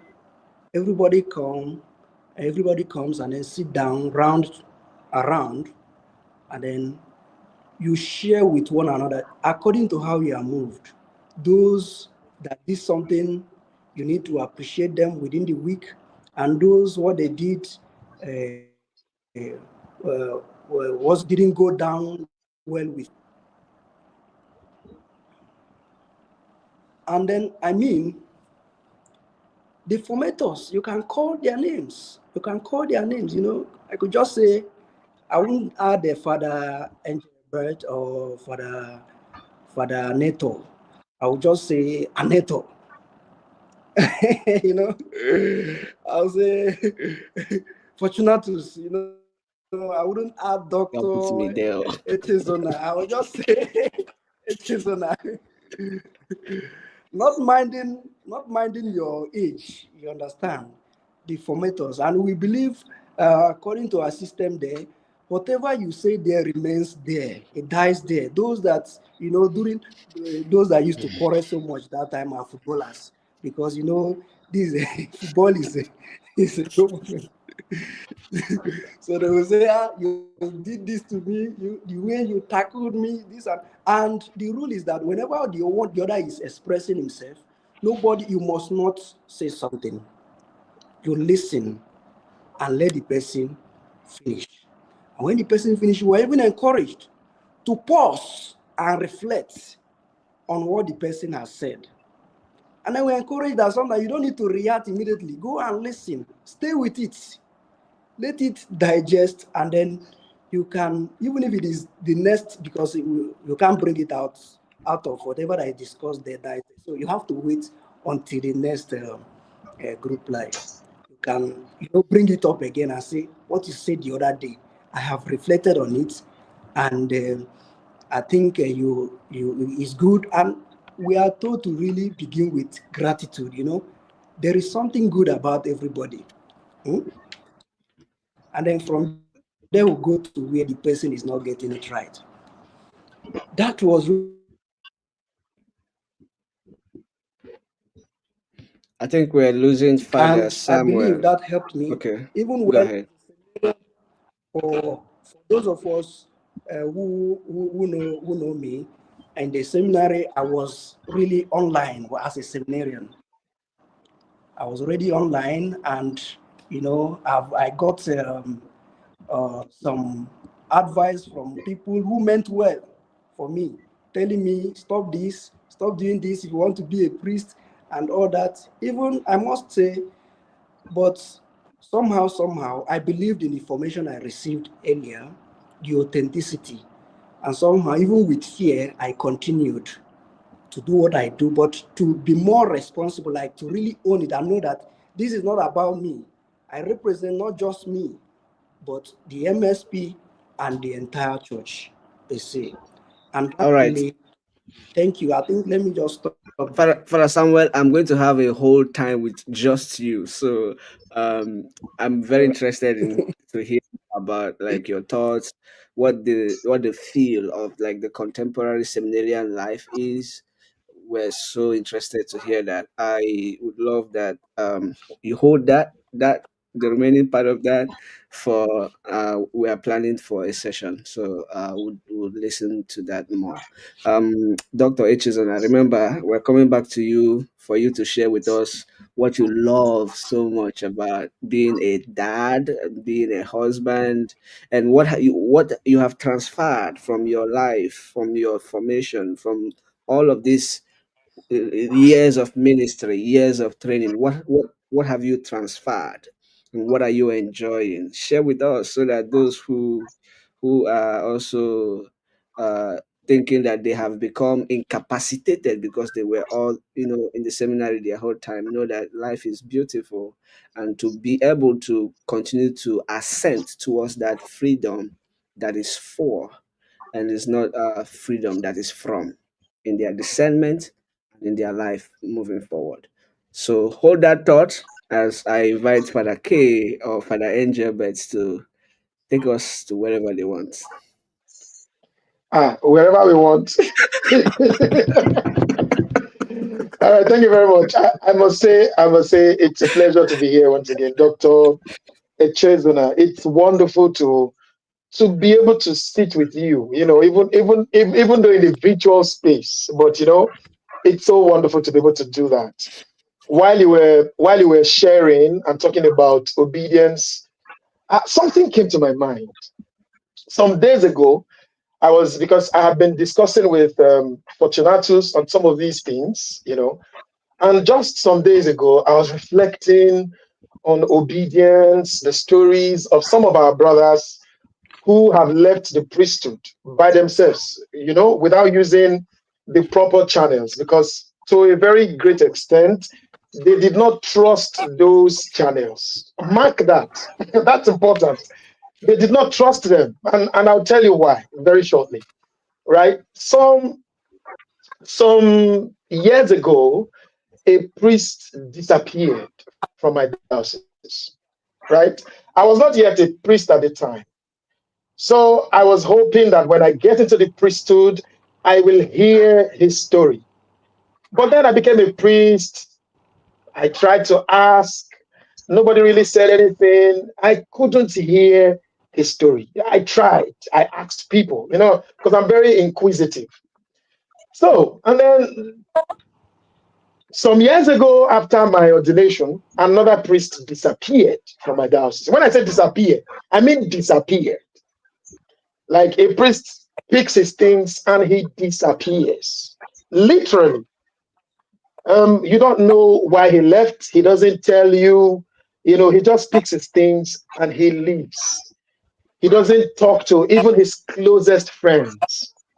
So some days ago, while I was thinking about this, I was saying, look, not many of us are thinking about priests who disappear. I mean, you were very brave. You came out, you wrote a letter, you tried to start a procedure from what you said, you applied, and you were right in the middle of the storm, right? You knew there was going to be backlash. You decided to brave that backlash, held on to your reasons for leaving. You basically put yourself out there, so to speak. There are those, and believe me, it's not just in my diocese or elsewhere. You can, if you do a study on this, you will be shocked at the number of priests who have simply disappeared from ministry. So that made me think. Some days ago, I was asking myself, is it possible that some of that disappearance we witness is as a result of people not being trustful, if you like, of the communication that happens within the church. I am going through something. I'm not able to go to the appropriate channels and sit down and talk it out. Or I go there, I'm not being listened to. Nobody gives me that platform to really air my views. So I don't know if this was your experience because I didn't come at the beginning, but from some of the conversation that I caught, I could hear you make references like, oh, these were some of the issues I had, some of the things that. So I'm thinking it may have been a part of what you went through, may have been as a result of, some sort of problem with communication. You're not being able to sit down somewhere, have these issues discussed. I have no issues with the decision you've taken, but I'm just thinking, is it possible that this breach or dearth of proper communication was part of what led you to make the decision that you made? So I don't know if that's a question you would like to respond to at your own time. Why not? But I just think that generally, we should be more worried about priests who disappear. I'm just giving you two instances. If you really search, you will find so many more other priests who have left the priesthood, particularly in dioceses, without having these conversations with bishops. This discernment to say, oh no, I really think that this is not what I want to do at this time. Okay, pray about it. What can we do? That whole journey. People just leave.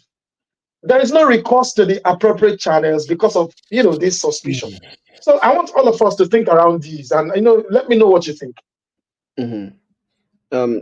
Dr. Echezona, if you would like to add a response to that, please do. Again, to the extent that you're comfortable, while I hand the mic over to Father Angel, but I just want to say that priests, you people don't trust yourselves. When the chips are down, you look for us lay people. You look for married, like you look for people outside your circle because again, that trust is not there. That suspicion is there. You've given instances of two people who just disappeared, and I know I made a very general statement. I want to take that back. I don't mean to say it in that general terms. The fraternity of priests, the priestly Don't worry, brotherhood is we know where you beautiful. are coming from. So I want to take that generalization back, but I think you understand what I'm saying. So a lot of priests, not so many, but a few have reached out, to me, troublesome son of big God, to help them get out of Nigeria. And if I can do it, I'll do it because they are human beings and they need peace of mind. But not that I can do it. So what am I trying to say? Just buttressing that fact that if priests could trust ex-seminarians or even lay people with what's going on in their life, it speaks to the fact that there is a death of communication. Father Dr. Echezona tried so many times to speak with his bishop, so many times. A previous bishop, a new one came so many times.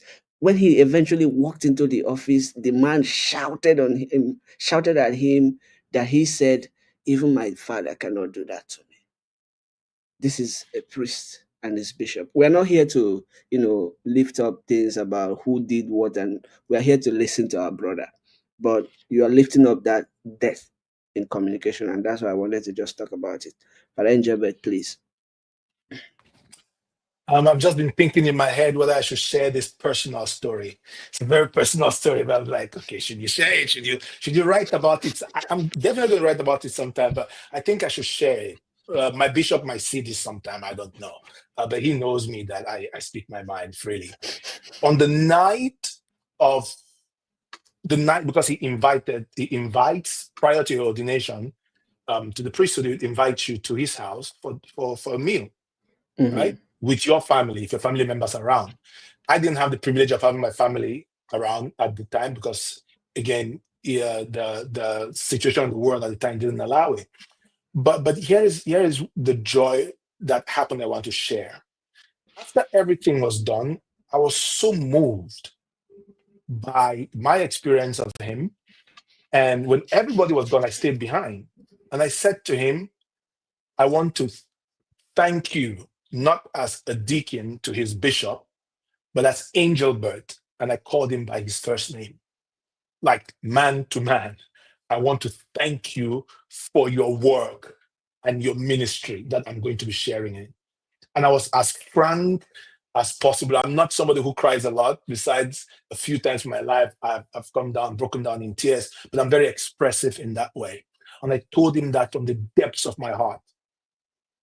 And I meant every single word. The reason I share this is we have had this conversation again and again about a culture of fear.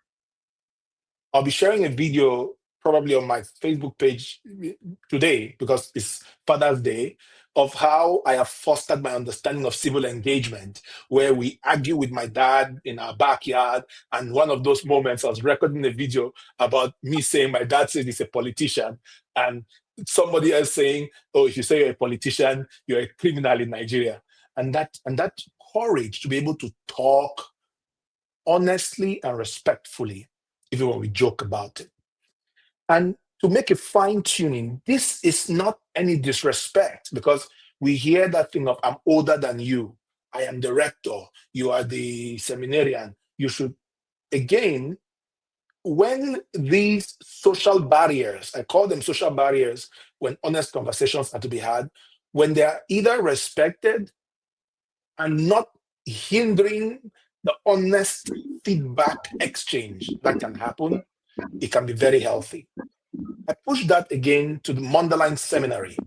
When the sexual scandal was raging in America, the rector of Mundelein Seminary said to us in the seminary at the time, he said in his open speech to the new seminarians who had come into the seminary, he shared and said, you know, if you research a little bit more, most of the people who perpetuate certain abusive tendencies are lone wolves.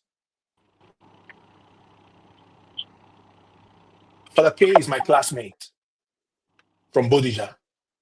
We have a class forum where we exchange. Several times we've spoken privately on different issues pertaining, he would testify to that, pertaining to the church, and if there are concerns, how we can proffer solutions. I say all of these to land on Pope Francis's Fratelli Tutti, that call for social relationship, to have friends, friendship, to be able to say, I am your friend, not because you have something to give me, but because we can rub minds. And I've been an advocate to say, if I cannot tell you as a friend that this thing you have done hurts me, or I don't feel comfortable with it, then we cannot be friends. If my friendship with you is only for me to applaud you, I'm nothing but a cheerleader. I'm just cheering you on. And for any day I will not cheer you on, it will turn to me. That monster, quote unquote, will turn to me. And so I think we must begin to foster a relationship of friendship away from titles. Not that titles are not important. Titles are important, but titles cannot define friendship. Then it's no more friendship. And I'm saying this, be it among priests and priest brothers, be it among priests and laity. And this is not to say when I relate with the laity, I'm dumbing down my priesthood. No, no. In fact, Pope Francis will confirm a phrase which I've used throughout my very short period of serving as a priest, that we must smell as the sheep. That does not make us the sheep. It keeps us as the shepherd who is with the sheep, because we ourselves become disciples who are discipling other disciples. So we are on this journey together. This is how we encounter people. But the concern here for me, as Dr. Echezona has shared in his time as a formator, and I've seen comments on this live stream with so many people giving you credit, Dr. Echezona, that they met you as a formator, they were your formandi, and in you, they saw a priest. Not by the fact that you could bless, but by the fact that you could authentically hold that fraternal relationship, which is very, very important. I've used 3 different encounters, me and my bishop personally, and I respect him. I obey him, but I also tell him my mind. Bishop, I think this, that, this, and this is my contribution. And I think that and the third, and this is my contribution. So I can afford to contribute to something as a dignified person with my mind intact, with my heart there, and my conviction for what I'm doing. And I can do that in a fraternal way. And for anybody who therefore feels uncomfortable that I can express myself without disrespect, the same way they should be able to express themselves without disrespecting me, then that person should be questioned.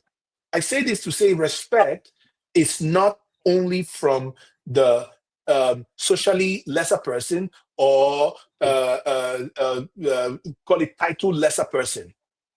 The same way a formator would expect the formandi to respect them should be the way they have mirrored respect to that very seminarian. Because once the formator is respectful to a seminarian, I can bet you if that seminarian is disrespectful, it's other seminarians around him that will tell him, oh boy, take time, oh, what kind of rubbish with that? Don't do like that. Mm-hmm. Why are you disrespecting him? Because respect is visible, it's experiential. We experience people who are respectful, whether they are carrying the whole titles in the world. So I've said it so many times in different ways. I've told stories about it, and this is not to attack anybody. Some people might feel attacked by this. If you feel attacked by this, my invitation will be to ask yourself, what is it in me that makes this conversation uncomfortable in me? And you don't need to say it here. In your private moment of prayer, to ask yourself, why are these conversations making me uncomfortable? What is it I'm trying to shield that these conversations cannot reach me? That would be an introspective thing. I do it a lot to myself. And so once again, I'm very grateful, Dr. Echezona, that you raised this very particular side of your contribution. You started by giving the caveat that your idea of what you might think of the priesthood might not be what the church holds for its formation. But I can tell you without mincing words, everything you said is actually, and I don't know if you said this in a smart way or you're just trying to play smart, I don't know. But everything you said is actually found in all church documents on seminary formation. All. Beginning from way back as the Optatan Tutu is in 1963 or thereabout. So again, to your point, that call for authenticity, which Father expressed earlier on by saying it must be authenticity with respect. It must be an openness for conversation with respect. And so that's exactly where my concern is, that we must continuously hold that fraternal love in communication, that fraternal love in conversation. That for somebody to speak up and speak their minds is not in any way to subvert the authority or whatever it is of the other person. But that's part of authenticity, that we can speak joyfully. Because by experience of the priesthood, I must tell you, it's very, very joyful. It's a very, very, very joyful thing to serve.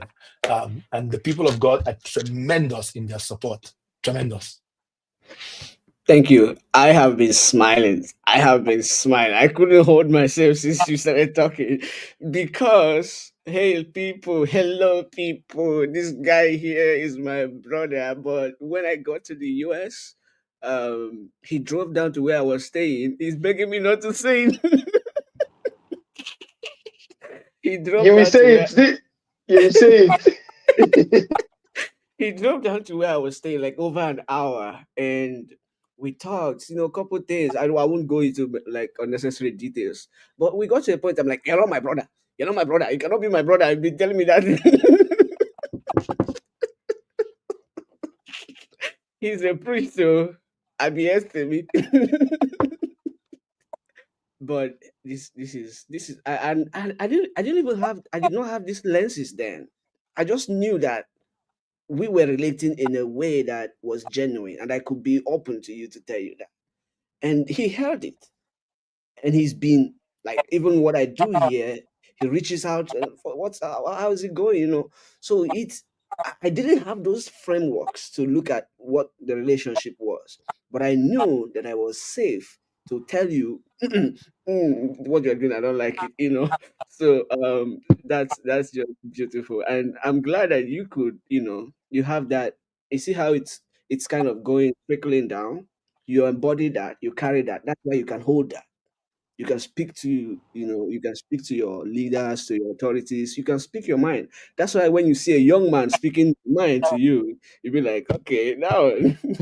So maybe this is an invitation, like you said, for people to sit down and ask yourself, what is it about these conversations that upset me?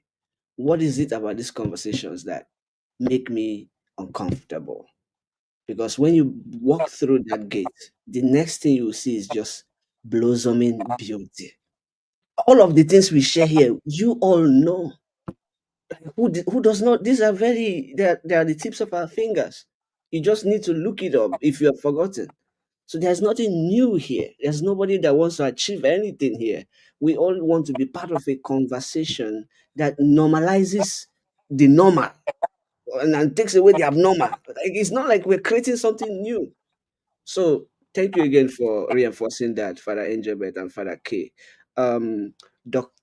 Echezona, please take the mic now.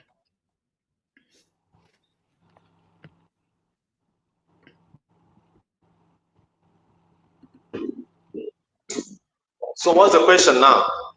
Okay, two. It's now two. I gave you one, but Father K added one.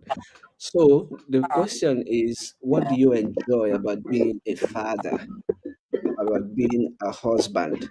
Are there things that you can say were transferred from your previous life? Okay. Well, when I decided to leave priesthood, I was 100% convinced that my mission was not ended. My life, God, was not ended. I needed to have another platform to contribute to humanity.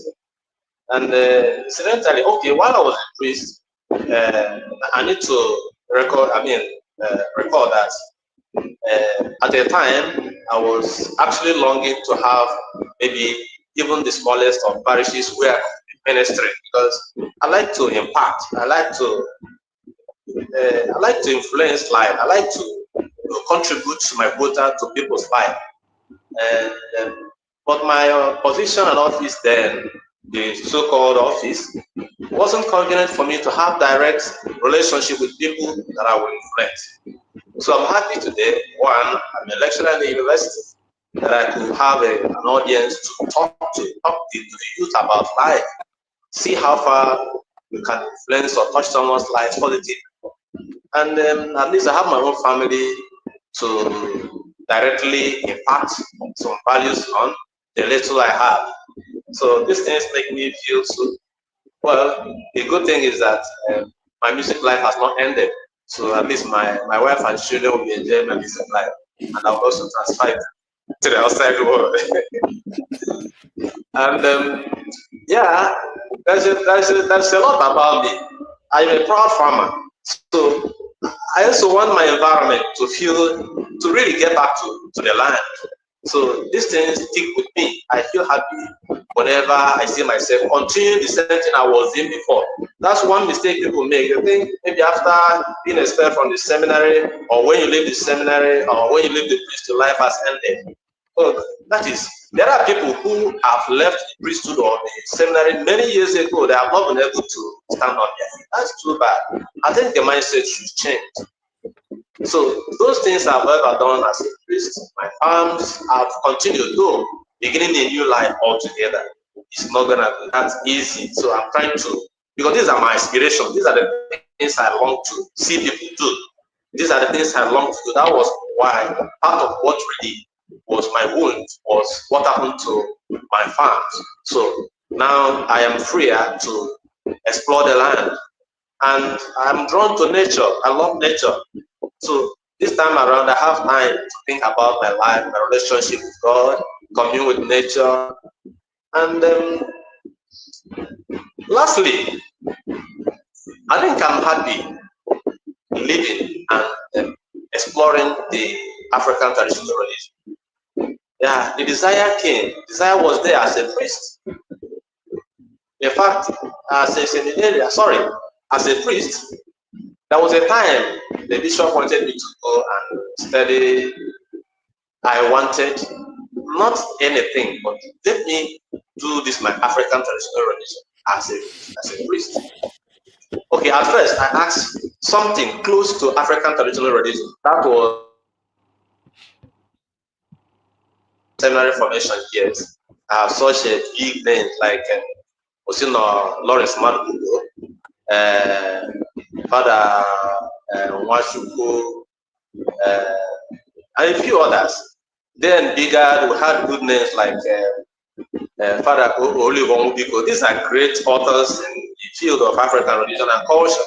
And I've always, I'm somebody who is drawn to these rituals and stuff. So I wanted to let me read this because that's where my passion lies. And it wasn't coming forth. They wanted me to read some other thing, which I actually read. And till today, I don't even know what I read. When I came back, I don't know what they were doing with it.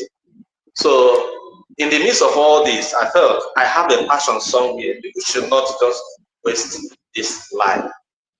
So now I'm happy as a free man that I'm really devoting my whole time to that research on Africa, culture, and religion.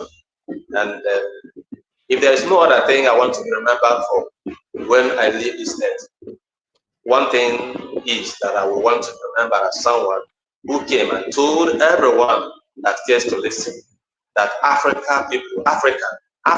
as a civilization, and we must be able to talk about it and present it to the wider world. So I have all the latitude to do what I want to do now as a real person. Thank you. Okay, thank you so much. There was one spillover kind of question from Father K, and I call it spillover because it was totally open for you to answer now or not, to the extent that you're comfortable. It's a question about um, the trust of the system. For people who conversation around their discernment, their ongoing discernment as priests, what the formation is like, or what the life of ministry is like. He gave two instances of people who just disappeared from their diocese. So his question was, if to what extent your discernment, your path would be what it is if you had that that communication doors open to you. Sorry, can you reframe? I seem not to get the question. Yes, and glad that Father K is here. Father K, you want to do a better job? I knew you were going to say that. I don't have to. Oh, okay. So, Father, basically, oh, sorry, Dr. Echezona, the question was, because it's difficult for me to say doctor, I just say father. So, basically, the question was, I was reflecting on this sudden disappearance of priests, and I did say that if you check, you will discover that there are priests from some dioceses, including mine, who have just left without using, because the church lays down. You were saying that earlier. The church lays down all of these structures for ongoing discernment. In other words, a priest can go to the bishop and discuss possibility of leaving the priesthood. That's not a taboo. That's something you can have conversations around, right? So I was saying there are some priests who are disappearing from dioceses even as we speak. people just pick their things and they are gone, and they don't talk to anyone. They don't even talk to those who are their best friends, those you knew them with, those you felt they were very close to. So my question then was, to what extent do you think your discernment to go out would have changed or not changed if you had these open doors of communication? For instance, if you could sit with your bishop to talk about your reservations, to talk about your desires, if you felt listened to, do you think that some of the blockages you had may have contributed to the way you eventually went about discerning the decision that you took?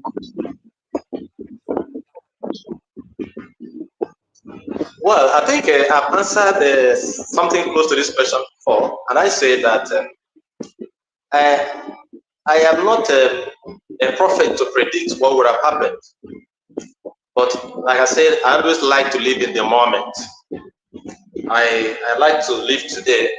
Whatever today brings, I explore to the best of my ability.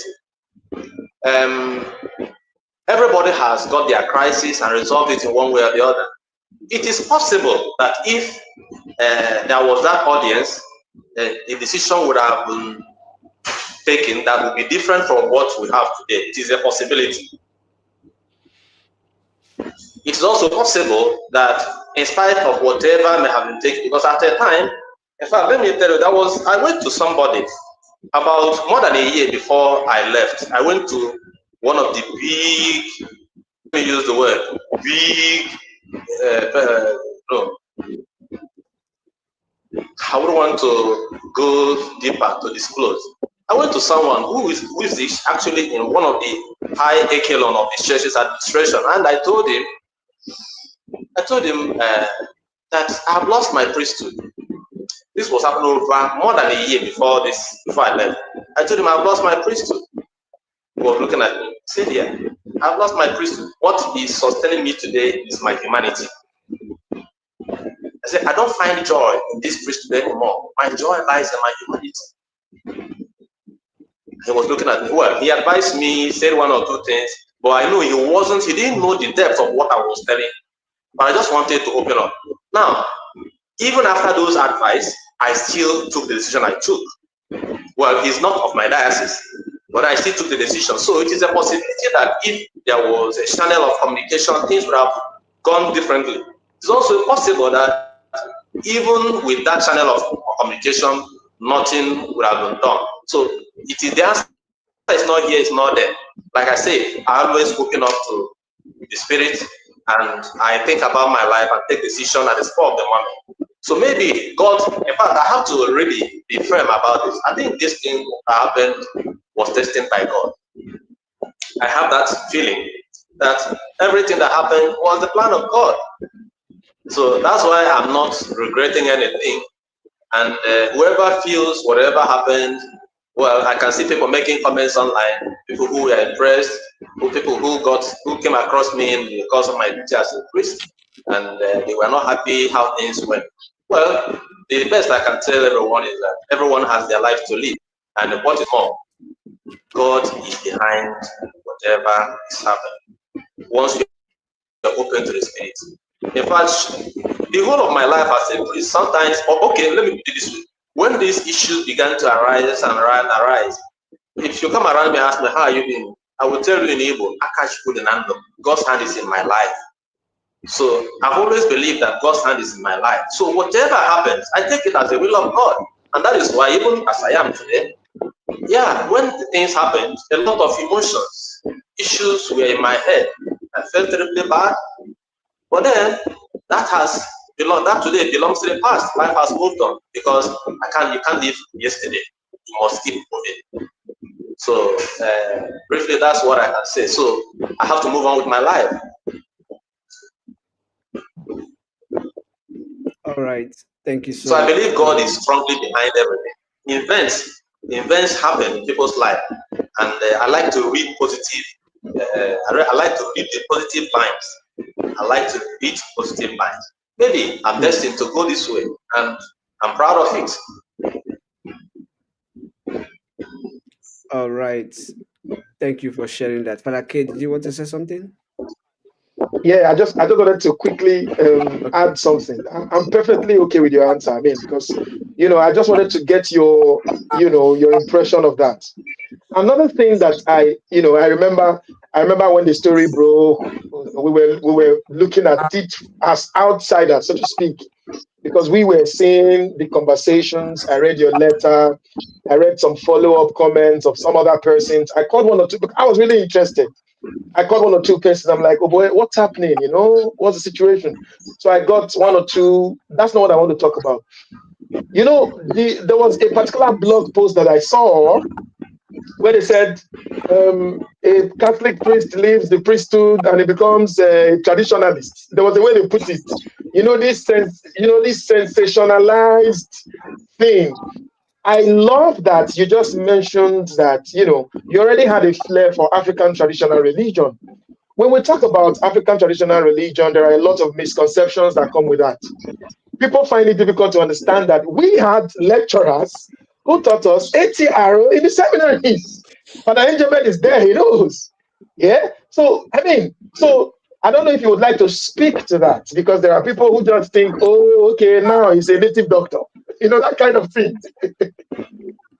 Even before he goes on that, there's somebody who was asking. This one is even more funny. Look at this. You see what I'm saying? This is Well, exactly what I'm saying. All right, please go for well, it. that answer, uh, that question, I don't even know how to begin to answer, because even yesterday I came back from a program in Asaba where I went to. I had a conference with the Brotherhood of the Cross and Star. So I'm also a member of their church. So now, the best I can say is that I believe in God. Hello? I hear you. Can you hear me? Yeah, we can hear you. We can hear you. Yeah. The best I can say is that I believe in God. And if you ask me anything beyond that, I don't think I will have an answer. See, life is a process. And I am still exploring the reality around me. I'm still thoroughly investigating and researching the African traditional religion. And like I've always said, I have said it in various fora, even while I was there at the Brotherhood of the Cross and Star program at the weekend in Asaba. Told them Africa has a religion, has a civilization. So we got everything the white man or the European has there. People are supposed to project these things and push it to the outside world. So we have a religion, and I'm proud of the African traditional religion. So the question whether this guy has gone to become a dibia, at least the last I checked, I don't know what. The last I checked, I don't think I have a shrine anyway. Even though I do my libations and do my normal routine morning prayers with my ancestors, I proudly do that. So, and I believe in the African traditional religion strongly, passionately.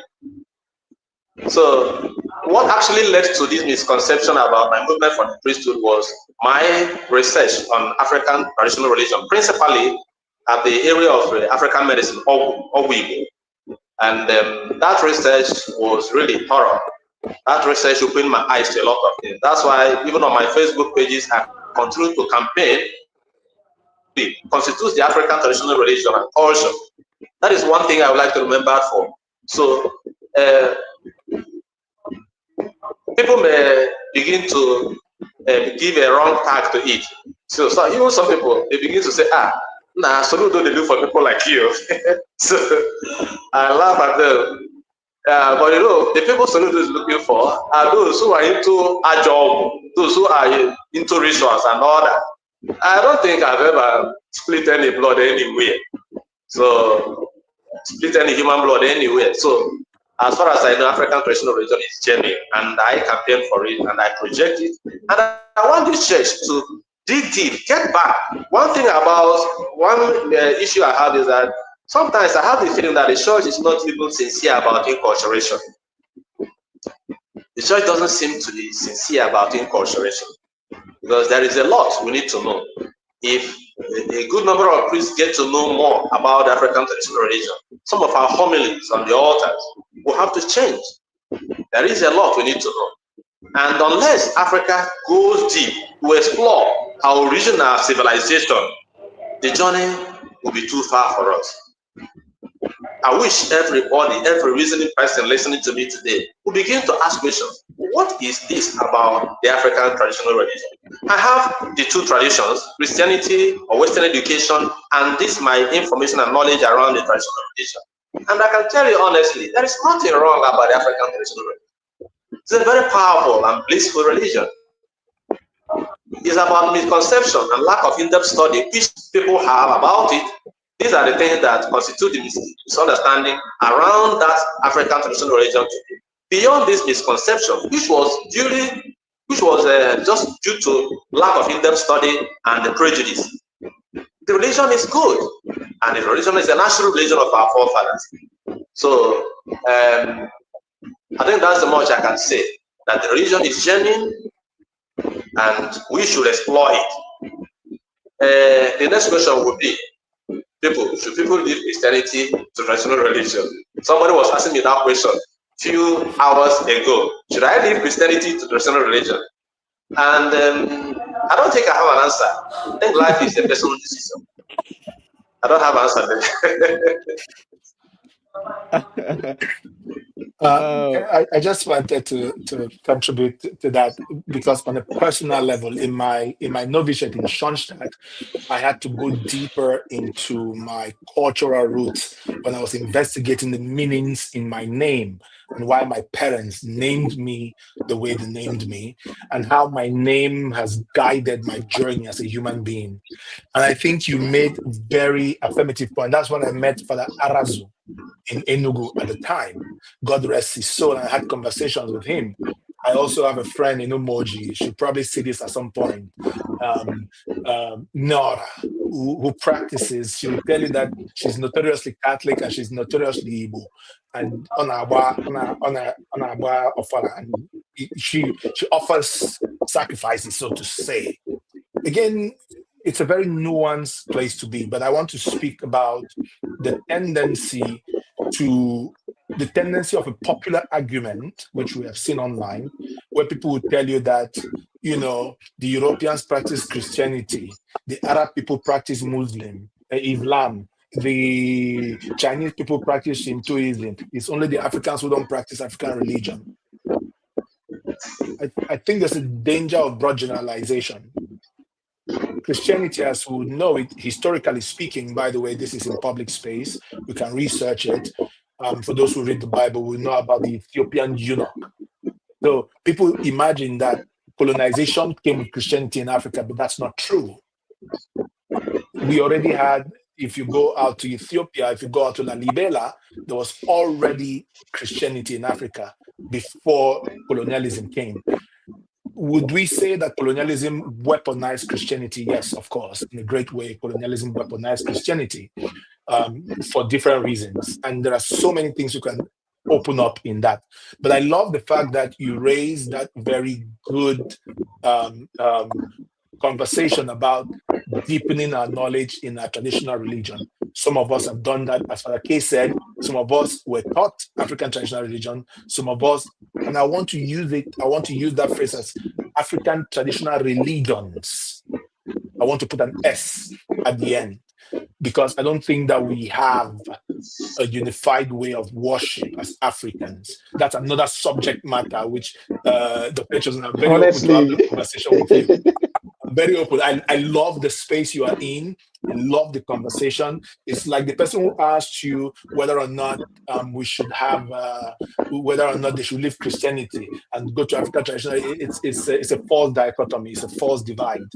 Where your heart is moved, and we must be humble enough, according to Vatican II, to understand that although Christianity and Catholicism say we have the fullness of salvation is found everywhere else. We must be humble enough to say that while we stand at a humble distance to see other people flourish in their goodness, in their own practice of religion. And this does not make our own less or theirs more.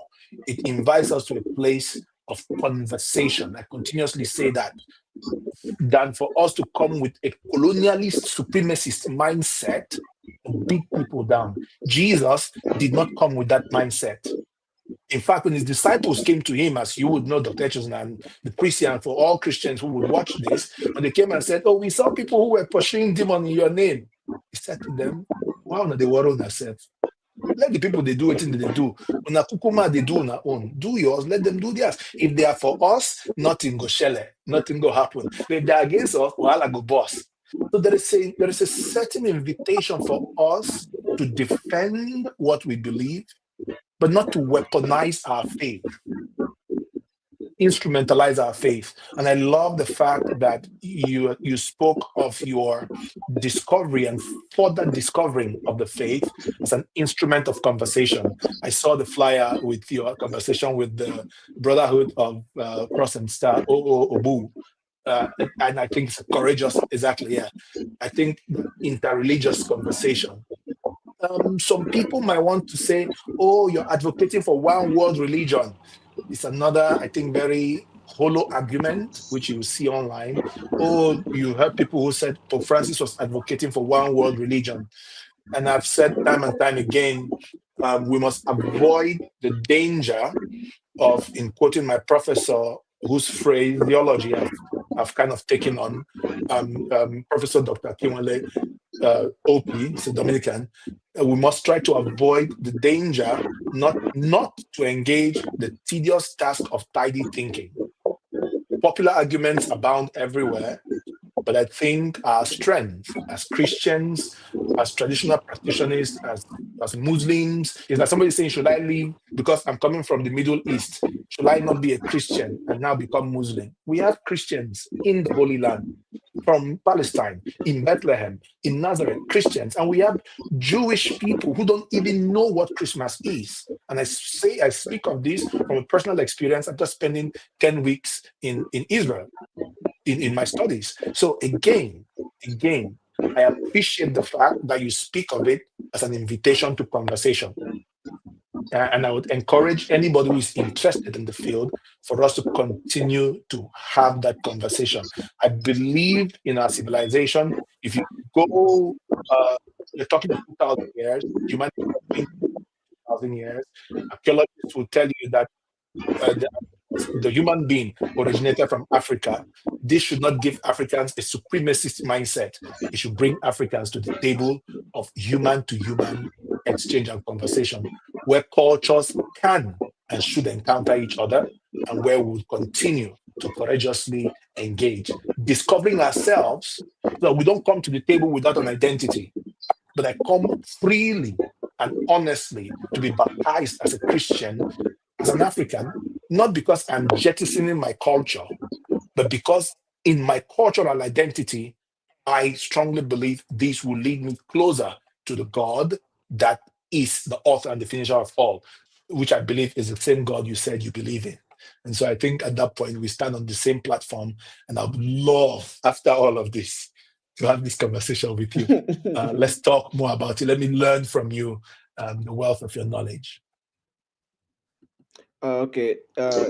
Dr. Echezona, I see Father K moving. I'm happy to have you go. I am just very observant here. So, Father K, do you have something to say? No, I was just going to say when Father Angelbert is having that conversation with Dr. Chesana, they should invite Father Angelo. Exactly. Okay. That's good. That's good. I mean, I think we can do that. We can do another like a second time and just focus on that. I would It'll be before. culture and religion. This was my interest. Dr. Echezona, at the beginning, where you said you're in the Department for Religion and Human Relations. I was excited about that because I think our faith falls short if we cannot bring the divine and relate in the human. We're all children of God, and I think we fall short if you cannot do that. And so, again, if you want to anchor this at some point in the Yeah, future, son of big God, be my guest. It'll be good. I'll It'll be good talk to with learn. I'll talk with Dr. Echezona and then reach out to Father Angelo. Just before I give the mic back, actually we just went to where this second phase of, or the other phase of Dr. Echezona's life. We've kind of explored and reviewed, in quote, as the title of our conversation is, the aspect of his life in the formation and the ministry that he's open to sharing. So we appreciate that, and we have organically transitioned to this other phase of his life where he's very passionate. Did you notice how passionate he was when he was talking about this? It's a joy to have you. It's a joy to hear you with that much passion after all that you have experienced. I think this is a testament to the resilience that the human person has.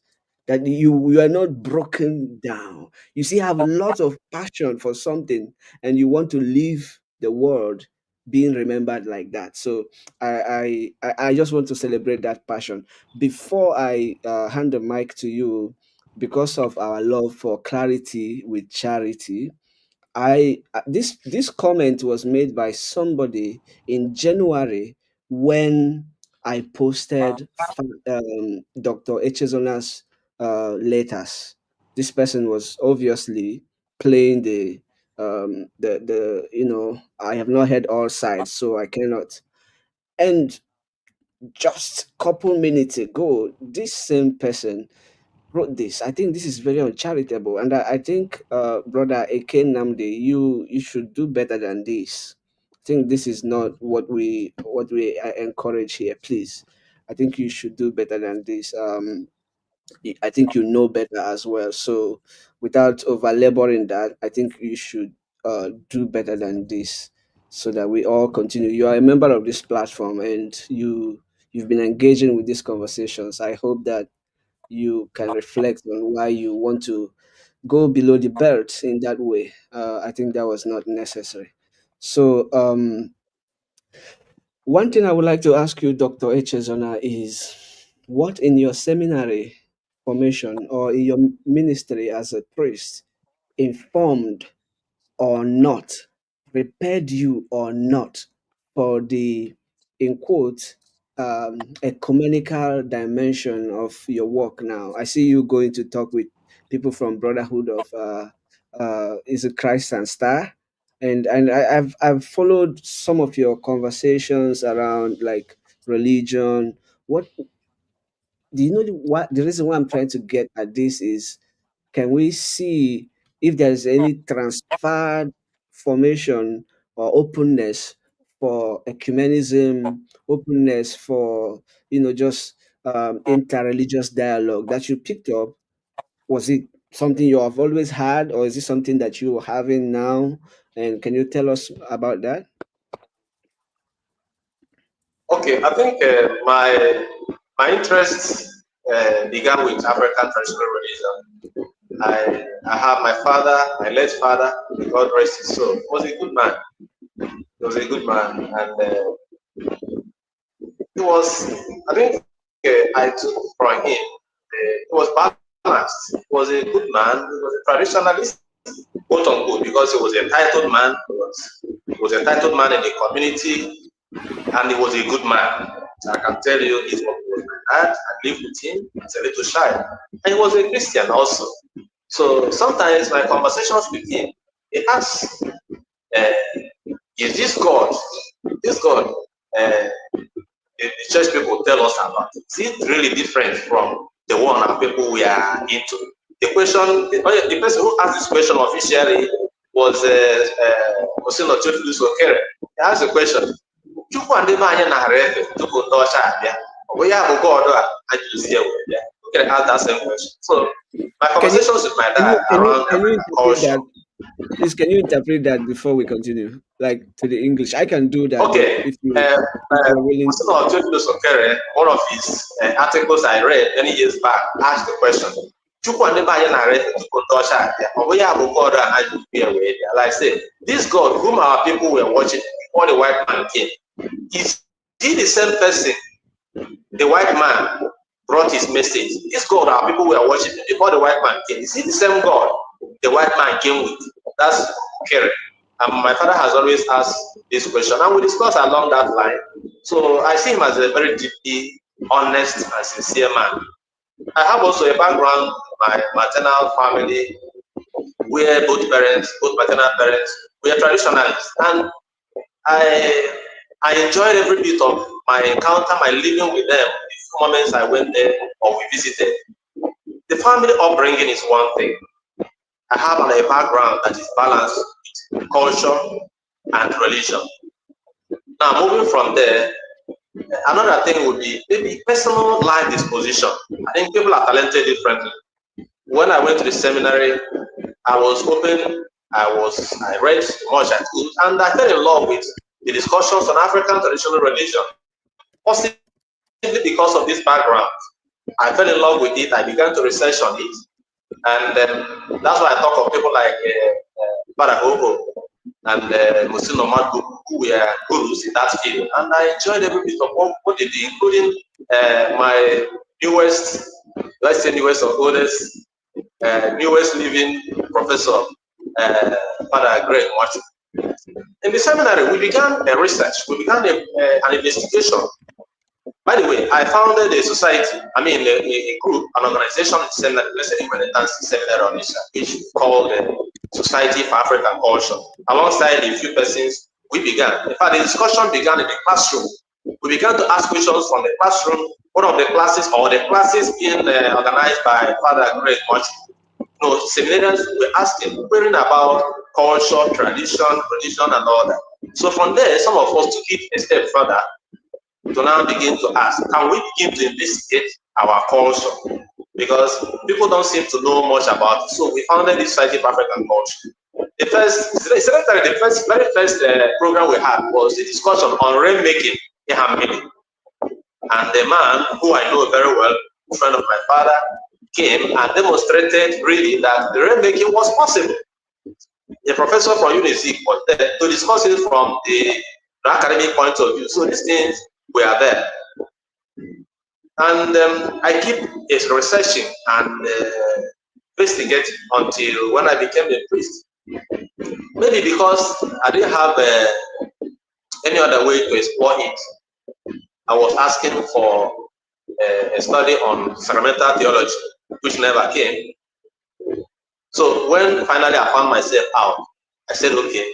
In fact, I began the research. I began my investigation on African traditional religion as a priest, because I know I began my master's program as a priest and concluded as a priest. I began as a priest, my master's on African traditional religion. I wrote on Ojibo as an index of African hospitality and education. So I finished it as a priest. I began my PhD as a priest. My research on Ihamili was not direct. Now, I wanted to write on another thing, but my professors were not in agreement with my topic, and I was asked to go and pick another topic. In fact, the topic I wanted to write was to query whether sacramentals in Christianity, in Catholicism, could be said to be the same thing with this quote-unquote sacramentals, which I say was also in traditional religion. Now, when I brought that topic, my professors and supervisors told me that the word sacrament is unique to the Catholic faith. That it will be difficult for you to, bring it from this level of discussion and drop it here. So I was having that difficulty. That was when I now went back and asked myself, what else can I write? And I remember I had an unfinished work at the seminary. That was the investigation of rainmaking. So that was what took me back again to discussing on this rainmaking, and I now decided to do the research since I already have a little background that this thing is possible. So that was what took me to it. So eventually, now that I'm out, with my little exposure and investigation so far, building on my knowledge about African traditional religion, I can now begin to see the world on a global and larger level. So that formed my ecumenical disposition now. That the reality is the same everywhere. Reality is the same. So there was no special training on ecumenism, but everything grew as a result of my conviction about the traditional religion. That I can today say God is the same everywhere. I don't know if I answered the question. All right. Thank you so much. This is a conversation, honestly, and I think that we are getting a lot from it. I just want to acknowledge Eke Namdi for immediately thinking about his comments and putting out an apology. Thank you. This is what we embody here to continue to hold each other to account with love. And immediately you just thought about it, and I think we misunderstood you, or maybe what I understood is not what you meant. But thank you for your message, and Dr. Echezona, he's also sending his apologies to you. So thank you, brother, for sending those words. We appreciate you. Um, as we I think we've hit almost 2 hours 30 minutes, so 2 hours 25 minutes. Let's wind it down. And Dr. Echezona, I would love to ask you this, so you hold it and then I come back to you. Are there any things that you have, like what you carry in your heart, that you would like to get off your chest by the time this live session is over? Think about those. Like, somebody asked the question, like, do you have any suggestion or recommendation or advice for whether it is seminarians, formators, the bishops, or members of the lay faithful Catholics in Nigeria? I'm just throwing that open, but I want to invite you to, if you have any thoughts, anything that you would like to make sure you get off your chest by the time this our time today together is done, please hold those, and I'll be calling you in a moment to share those. I also would want to make a quick shout out to Dr. Echezona, because for those who have joined us, maybe who didn't start with us, he had his first baby in the last month or so, right? So congratulations once again, congratulations, for and we praise God for you. Yeah, so we'll do something else behind the scene, but publicly we want to say congratulations to you. Yes. Um, one last thought that I would want to like just invite everybody to hold is when this issue with Father, sorry, Dr. H is on. By the way, you are still a priest, and you know that you're just not ministerial. I was going to say that. You know that. So I shouldn't stress about saying sorry when I call you Father. Um. So when this whole thing came out on social media, people were like, wait until you hear the second side, wait until you hear from the other side, wait until, please, his letter was signed on the 25th of August 2024. We are very close to 1 year. Has anybody heard from the second side? Is this not important enough that we can hear? And we asked him in the beginning, he said he has not heard anything. These are the conversations we are raising, to the point that in future it can be normal that these kind of things, even if we don't, the public does not hear anything, that the individual has a closure, has a communication, has something. He didn't write that letter for public consumption, but somehow it went out, and that impacted him. This guy is a very strong man. I mean, I know I've been following him for a while now, but nobody knows how he got through all of this thing. You come on social media, people are writing A about you, writing B about you, writing C. When these things were happening, he came on his page and wrote, all those people that have used me to make money, please be sending it to me.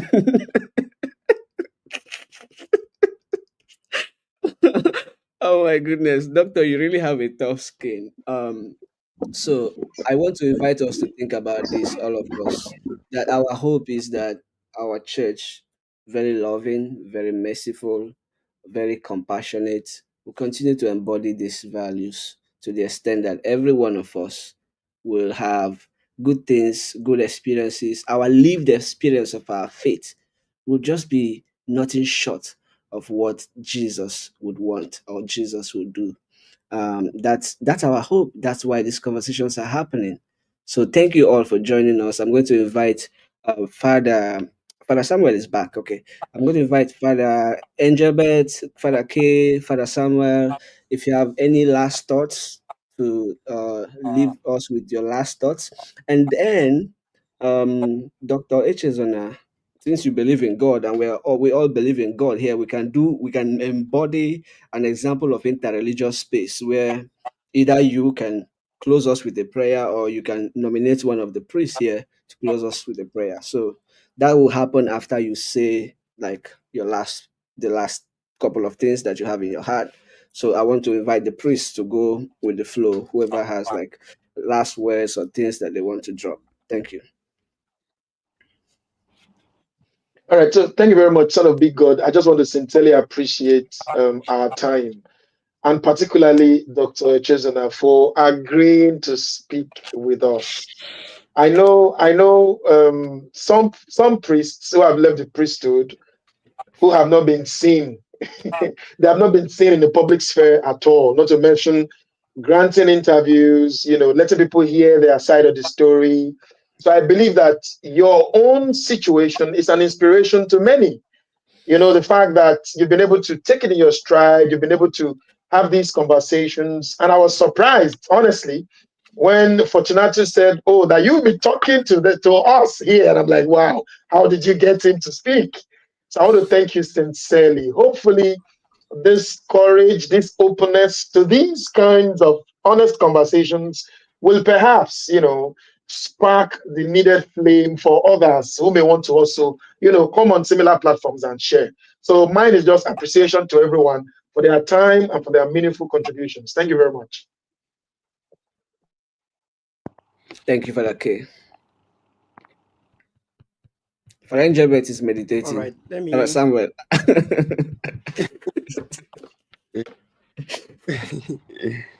let me say I wish to appreciate every one of you. Mine coming to this platform is enriching. My horizon has been broadened, and I thank all of you for this opportunity, particularly Dr. Echezona. Thank you for being open and authentic. Mm. Just to correct one impression, I think I was reading through the comment section. We cannot always be understood. Someone was saying something like, I, I should not speak for for seminarians. that, I should, that I should speak for the church and for myself, that I'm not a priest. Uh, And they have disowned you. so the seminarians are not part of the church now. That's well, the person may have his own reason, and I appreciate that. Uh, just to say what I meant by saying something with regard to representing those information, because of course it would be hard for a seminarian to come out now and they begin to say something here. Is that it's not been long I left the formation. So somehow we could say that I'm in touch with what happened or what is happening in the formation. Unlike my brothers, all of you, my elder brothers here, who, when you are talking, they may say, "Oh, that was when you were there." You understand? So that is what I meant by saying uh, representing the seminary. It's not as if I'm speaking on their behalf, per se. Mm. So I'm so happy with what I have learned today, and I believe this conversation is worth it and is something that everyone should pay attention to. And I must acknowledge, uh, Son of Big God, the truth is that sometimes when we do this, when we have a conversation like this, we think that people are not listening. Some are even afraid to even press like or to comment. Let it not be let it not be heard or or perceived, you know, that they were part of it. You understand? But I must tell you that there are many persons who are listening, who are getting something. I mean, there are many formators. I can tell you that I've been able to. I heard from the last conversation you had here.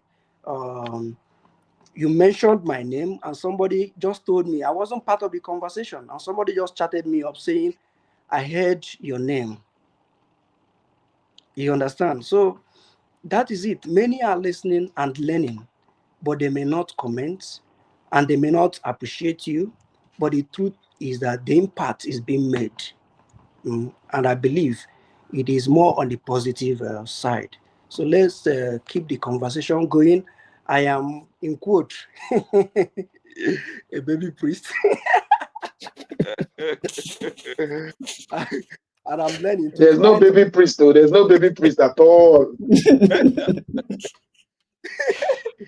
29th of this month, I'll be 1 year a priest. And I'm telling you, um, it's really a good journey so far. And I hope to continue to learn from all of you.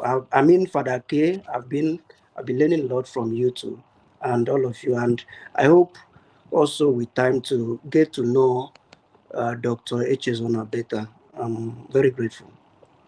All right, thank you so much. You said 29th of this month? Yes. Okay, good. I hope I. All right, congratulations in advance. You don't represent the seminarians of this time. Not to talk of the priests around this time. Even though you just left, let me tell you why. Okay. If you have 10 seminarians in a conversation, at the end of the day, okay, I don't have data on this, so I have to be careful. But but we are going to have more people not do what you have done, not acknowledge that their horizon has been broadened, not acknowledge that they have learned anything. It's usually a top down thing, like, you know, uh, let us teach them, let us correct them, let us. But you see, the humility, the openness that you have is what many do not have. And this guy right here, Father Samuel, does not know me, but he wrote something about what I've been doing just to appreciate it. And that's why I mentioned his name one time, just saying that I appreciate that kind of acknowledgement. I like to see them when I'm still alive, because it's not when you are gone people write good things about you. It's one of the things that is moving, or that has moved Dr. Echezona, is that he wants to be remembered in a certain way. He wants to be remembered for an impact. People don't get the chance to be transformed by the reality of death. I am privileged that I see death more than most people, most of my friends, because of where I find myself in terms of work. If you find that concreteness to be inevitable, you will love yourself enough to see, what would I want to be remembered for? Forget about all of what would I want to be remembered for. 100 years down the line, we are all gone. At the risk of preaching, I'll stop there. So thank you for your acknowledgement of what we do here, Samuel, Father Angelbert. We've been together in like almost a year and couple months on this part. Father K as well. Thank you for your acknowledgement. I feel blessed to be in the midst of all of you here. It's just a blessing, because um, this is what I've always longed for. This is what I've always hoped for a conversation, for an open door kind of dialogue, where, like Father Engelbert would say, we have clarity with charity. And I think that's what we have embodied here. So thank you all for being here. And I do not know that Dr. Echezona has been in a group with priests since he left, and that's my assumption. This may be the first time, and please correct me if I'm wrong. If you've had this kind of dialogue with priests since like almost a year now, that it should be more than a year, right? So I think we're all witnessing something beautiful. That's just what I'm trying to say. So Father Angelbert, if you have some last final words, and then Dr. Echezona would summarize or say whatever he want to make sure he says before this ends, and then he can either end us with a prayer or volunteer nominate one of you to pray for us. Yeah. Yeah, just to let you know, we have a couple of persons behind the scenes, some of whom are journalists who are extending professional journalists, I mean international at that. When I say international, I mean they go beyond the continent, who are extending their gratitude to all who have been on here. They cannot comment on either platforms, but they are following, they're watching, and chatting me on the personal chat, and I've asked that I should extend their gratitude. On my part, I think life is too short not to be happy. And Dr. Echezona, you've brought me exceptional joy on this blessed Trinity Sunday. I think the work you do as an ex-ministerial priest will be very, very, very important for the Catholic Church, not just in Africa, but I think internationally. So permit me use this opportunity to appeal to you to keep the dialogue open, particularly with the research you're doing. The likes of the Fadarazos, the likes of the Pantaleons of blessed memory, who wrote African metaphysics, and so many other African philosophers and theologians, the Loretti Magetzis of this world, who have consistently put forth a voice for the continent. I believe we'll be proud of you in terms of the work you're doing for the culture. But also, I want to use this opportunity to not just appreciate as I've done the work you're doing, but to ask that you continue in the conversation with the church, because you know enough of the mystery which gave you joy as a priest. And now you are digging into the mystery of your own roots as a human being, culturally. So, so it will be an intriguing thing for some of us who enjoy learning to see how you would unfold those two gifts that one being the grace has given. I love the fact that you mentioned your struggle with the word sacrament. I was waiting like, oh, did he unlock something new? And then you said, oh, you had to drop it. So I will be looking and following keenly to see that and learn from it. That said, for the summer, thank you for your time here. For the K, we will catch for behind dormitory after now. Son of Big God, you know how you wanted to cover me at the very beginning. I just cover me, but we've been there together from rough starts all your way, and we are happy that you're doing what you're doing, and we'll continuously support in the ways we can. For me, the joy in all of this, and I always go for joy because I don't think we have an option than to be joyful people. Sadness would come for sure, but how we deal with it, we have right here with us an evidence, a living testimony, a living testament of how to brave up difficult adversity in our climate, in our culture. It's not an easy path to take that people leave the priesthood. In the West, it's almost normal. In fact, this morning, for lack of not spilling anything, I was with quote unquote an ex-priest. I had breakfast with him this morning. And for lunch, on the table where I was in the refectory for lunch today, the conversation was clericalism, the deification of priests, as by the priests and as by the laity themselves, who in their attempt to respect the priest get to lift him up to a height that he becomes a god that cannot be spoken to, spoken of, addressed. That the people also make this mistake. So to find the balance between giving due respect and appreciating the supportive humanity needed. And I think that in your story, Dr. Echezona, in your story, you have given us a context for nuancing this conversation, particularly when you spoke about the challenges you had, both emotionally, mentally, and otherwise, and now you've come through with it. My huge credit to your work about by the labor of our hands shall we feed. It will be, I pray you go back to that project.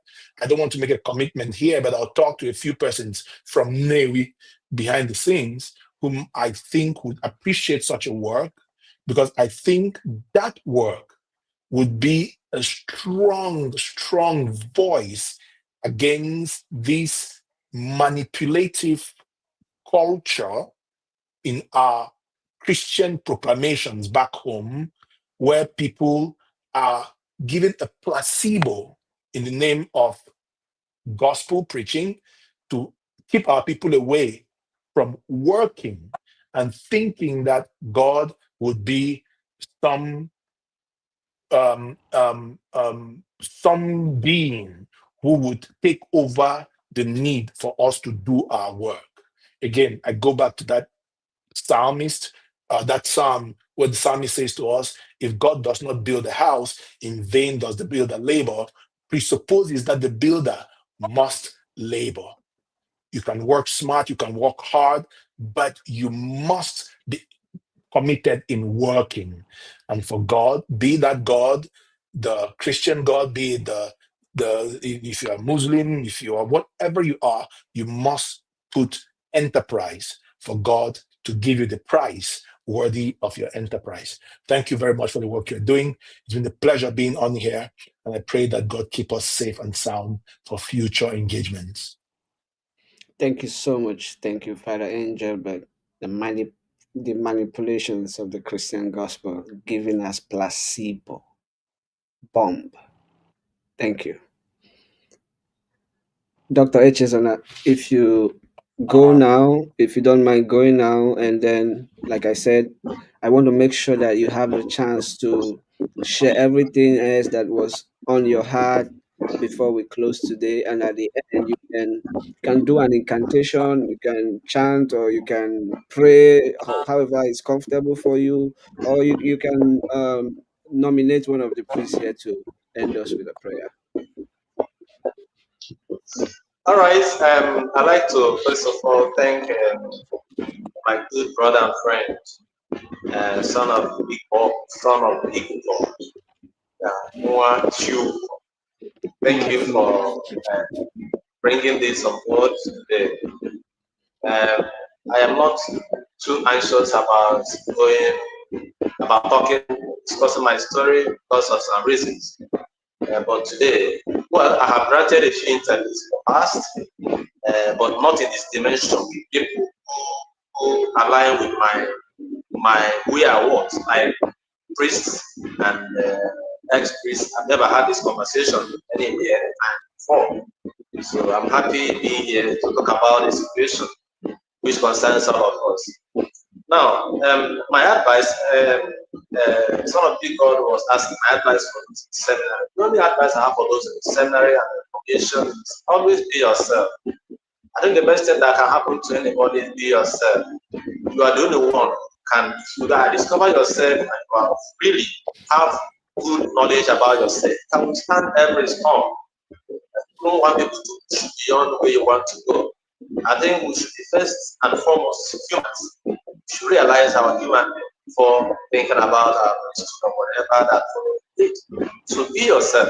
Always have good knowledge about yourself. In fact, growing up as a young parent, I wasn't really well.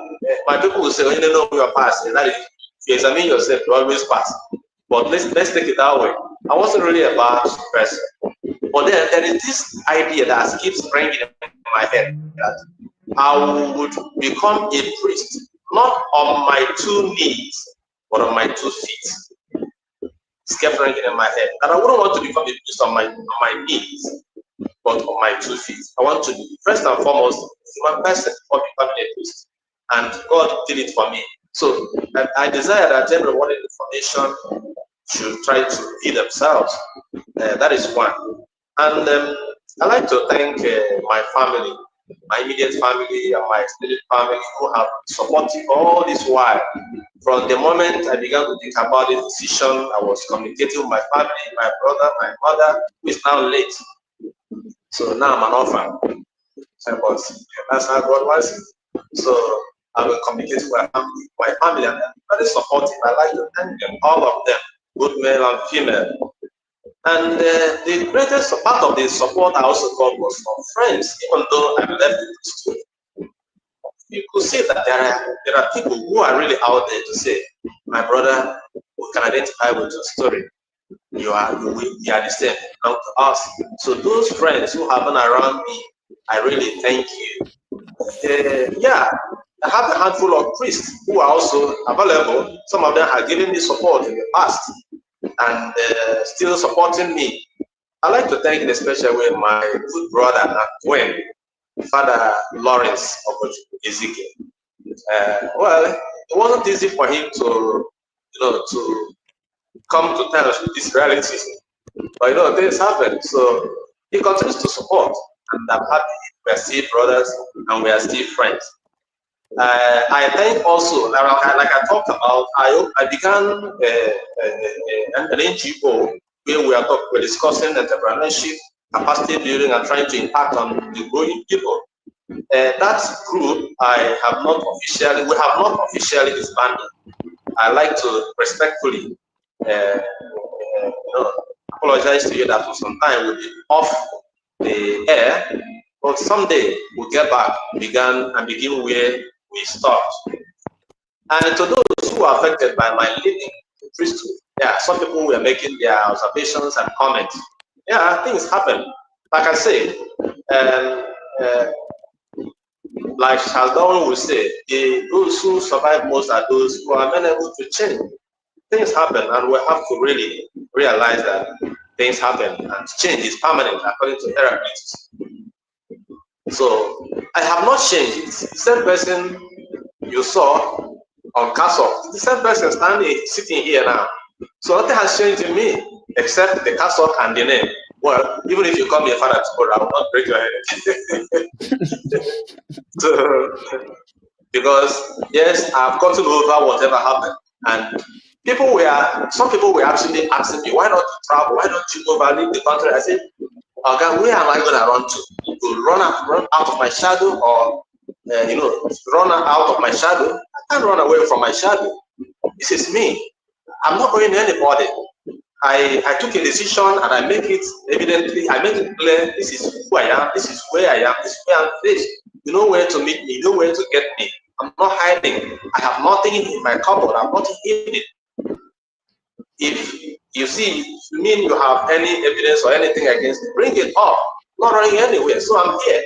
So those friends or parishioners or those who admired me while I was on castle and felt, oh, this guy has done us some wrong. Well, I'm not going to apologize, but I can only ask you to have a little change of mind.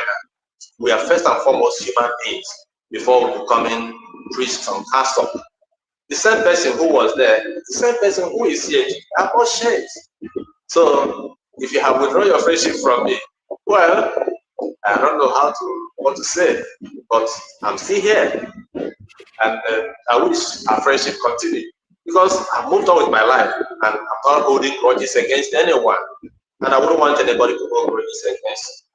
So that's the much I can say, and I'd like to thank everyone who's here listening to me, all the priests, son of God, and my friends and the audience, my Facebook fans.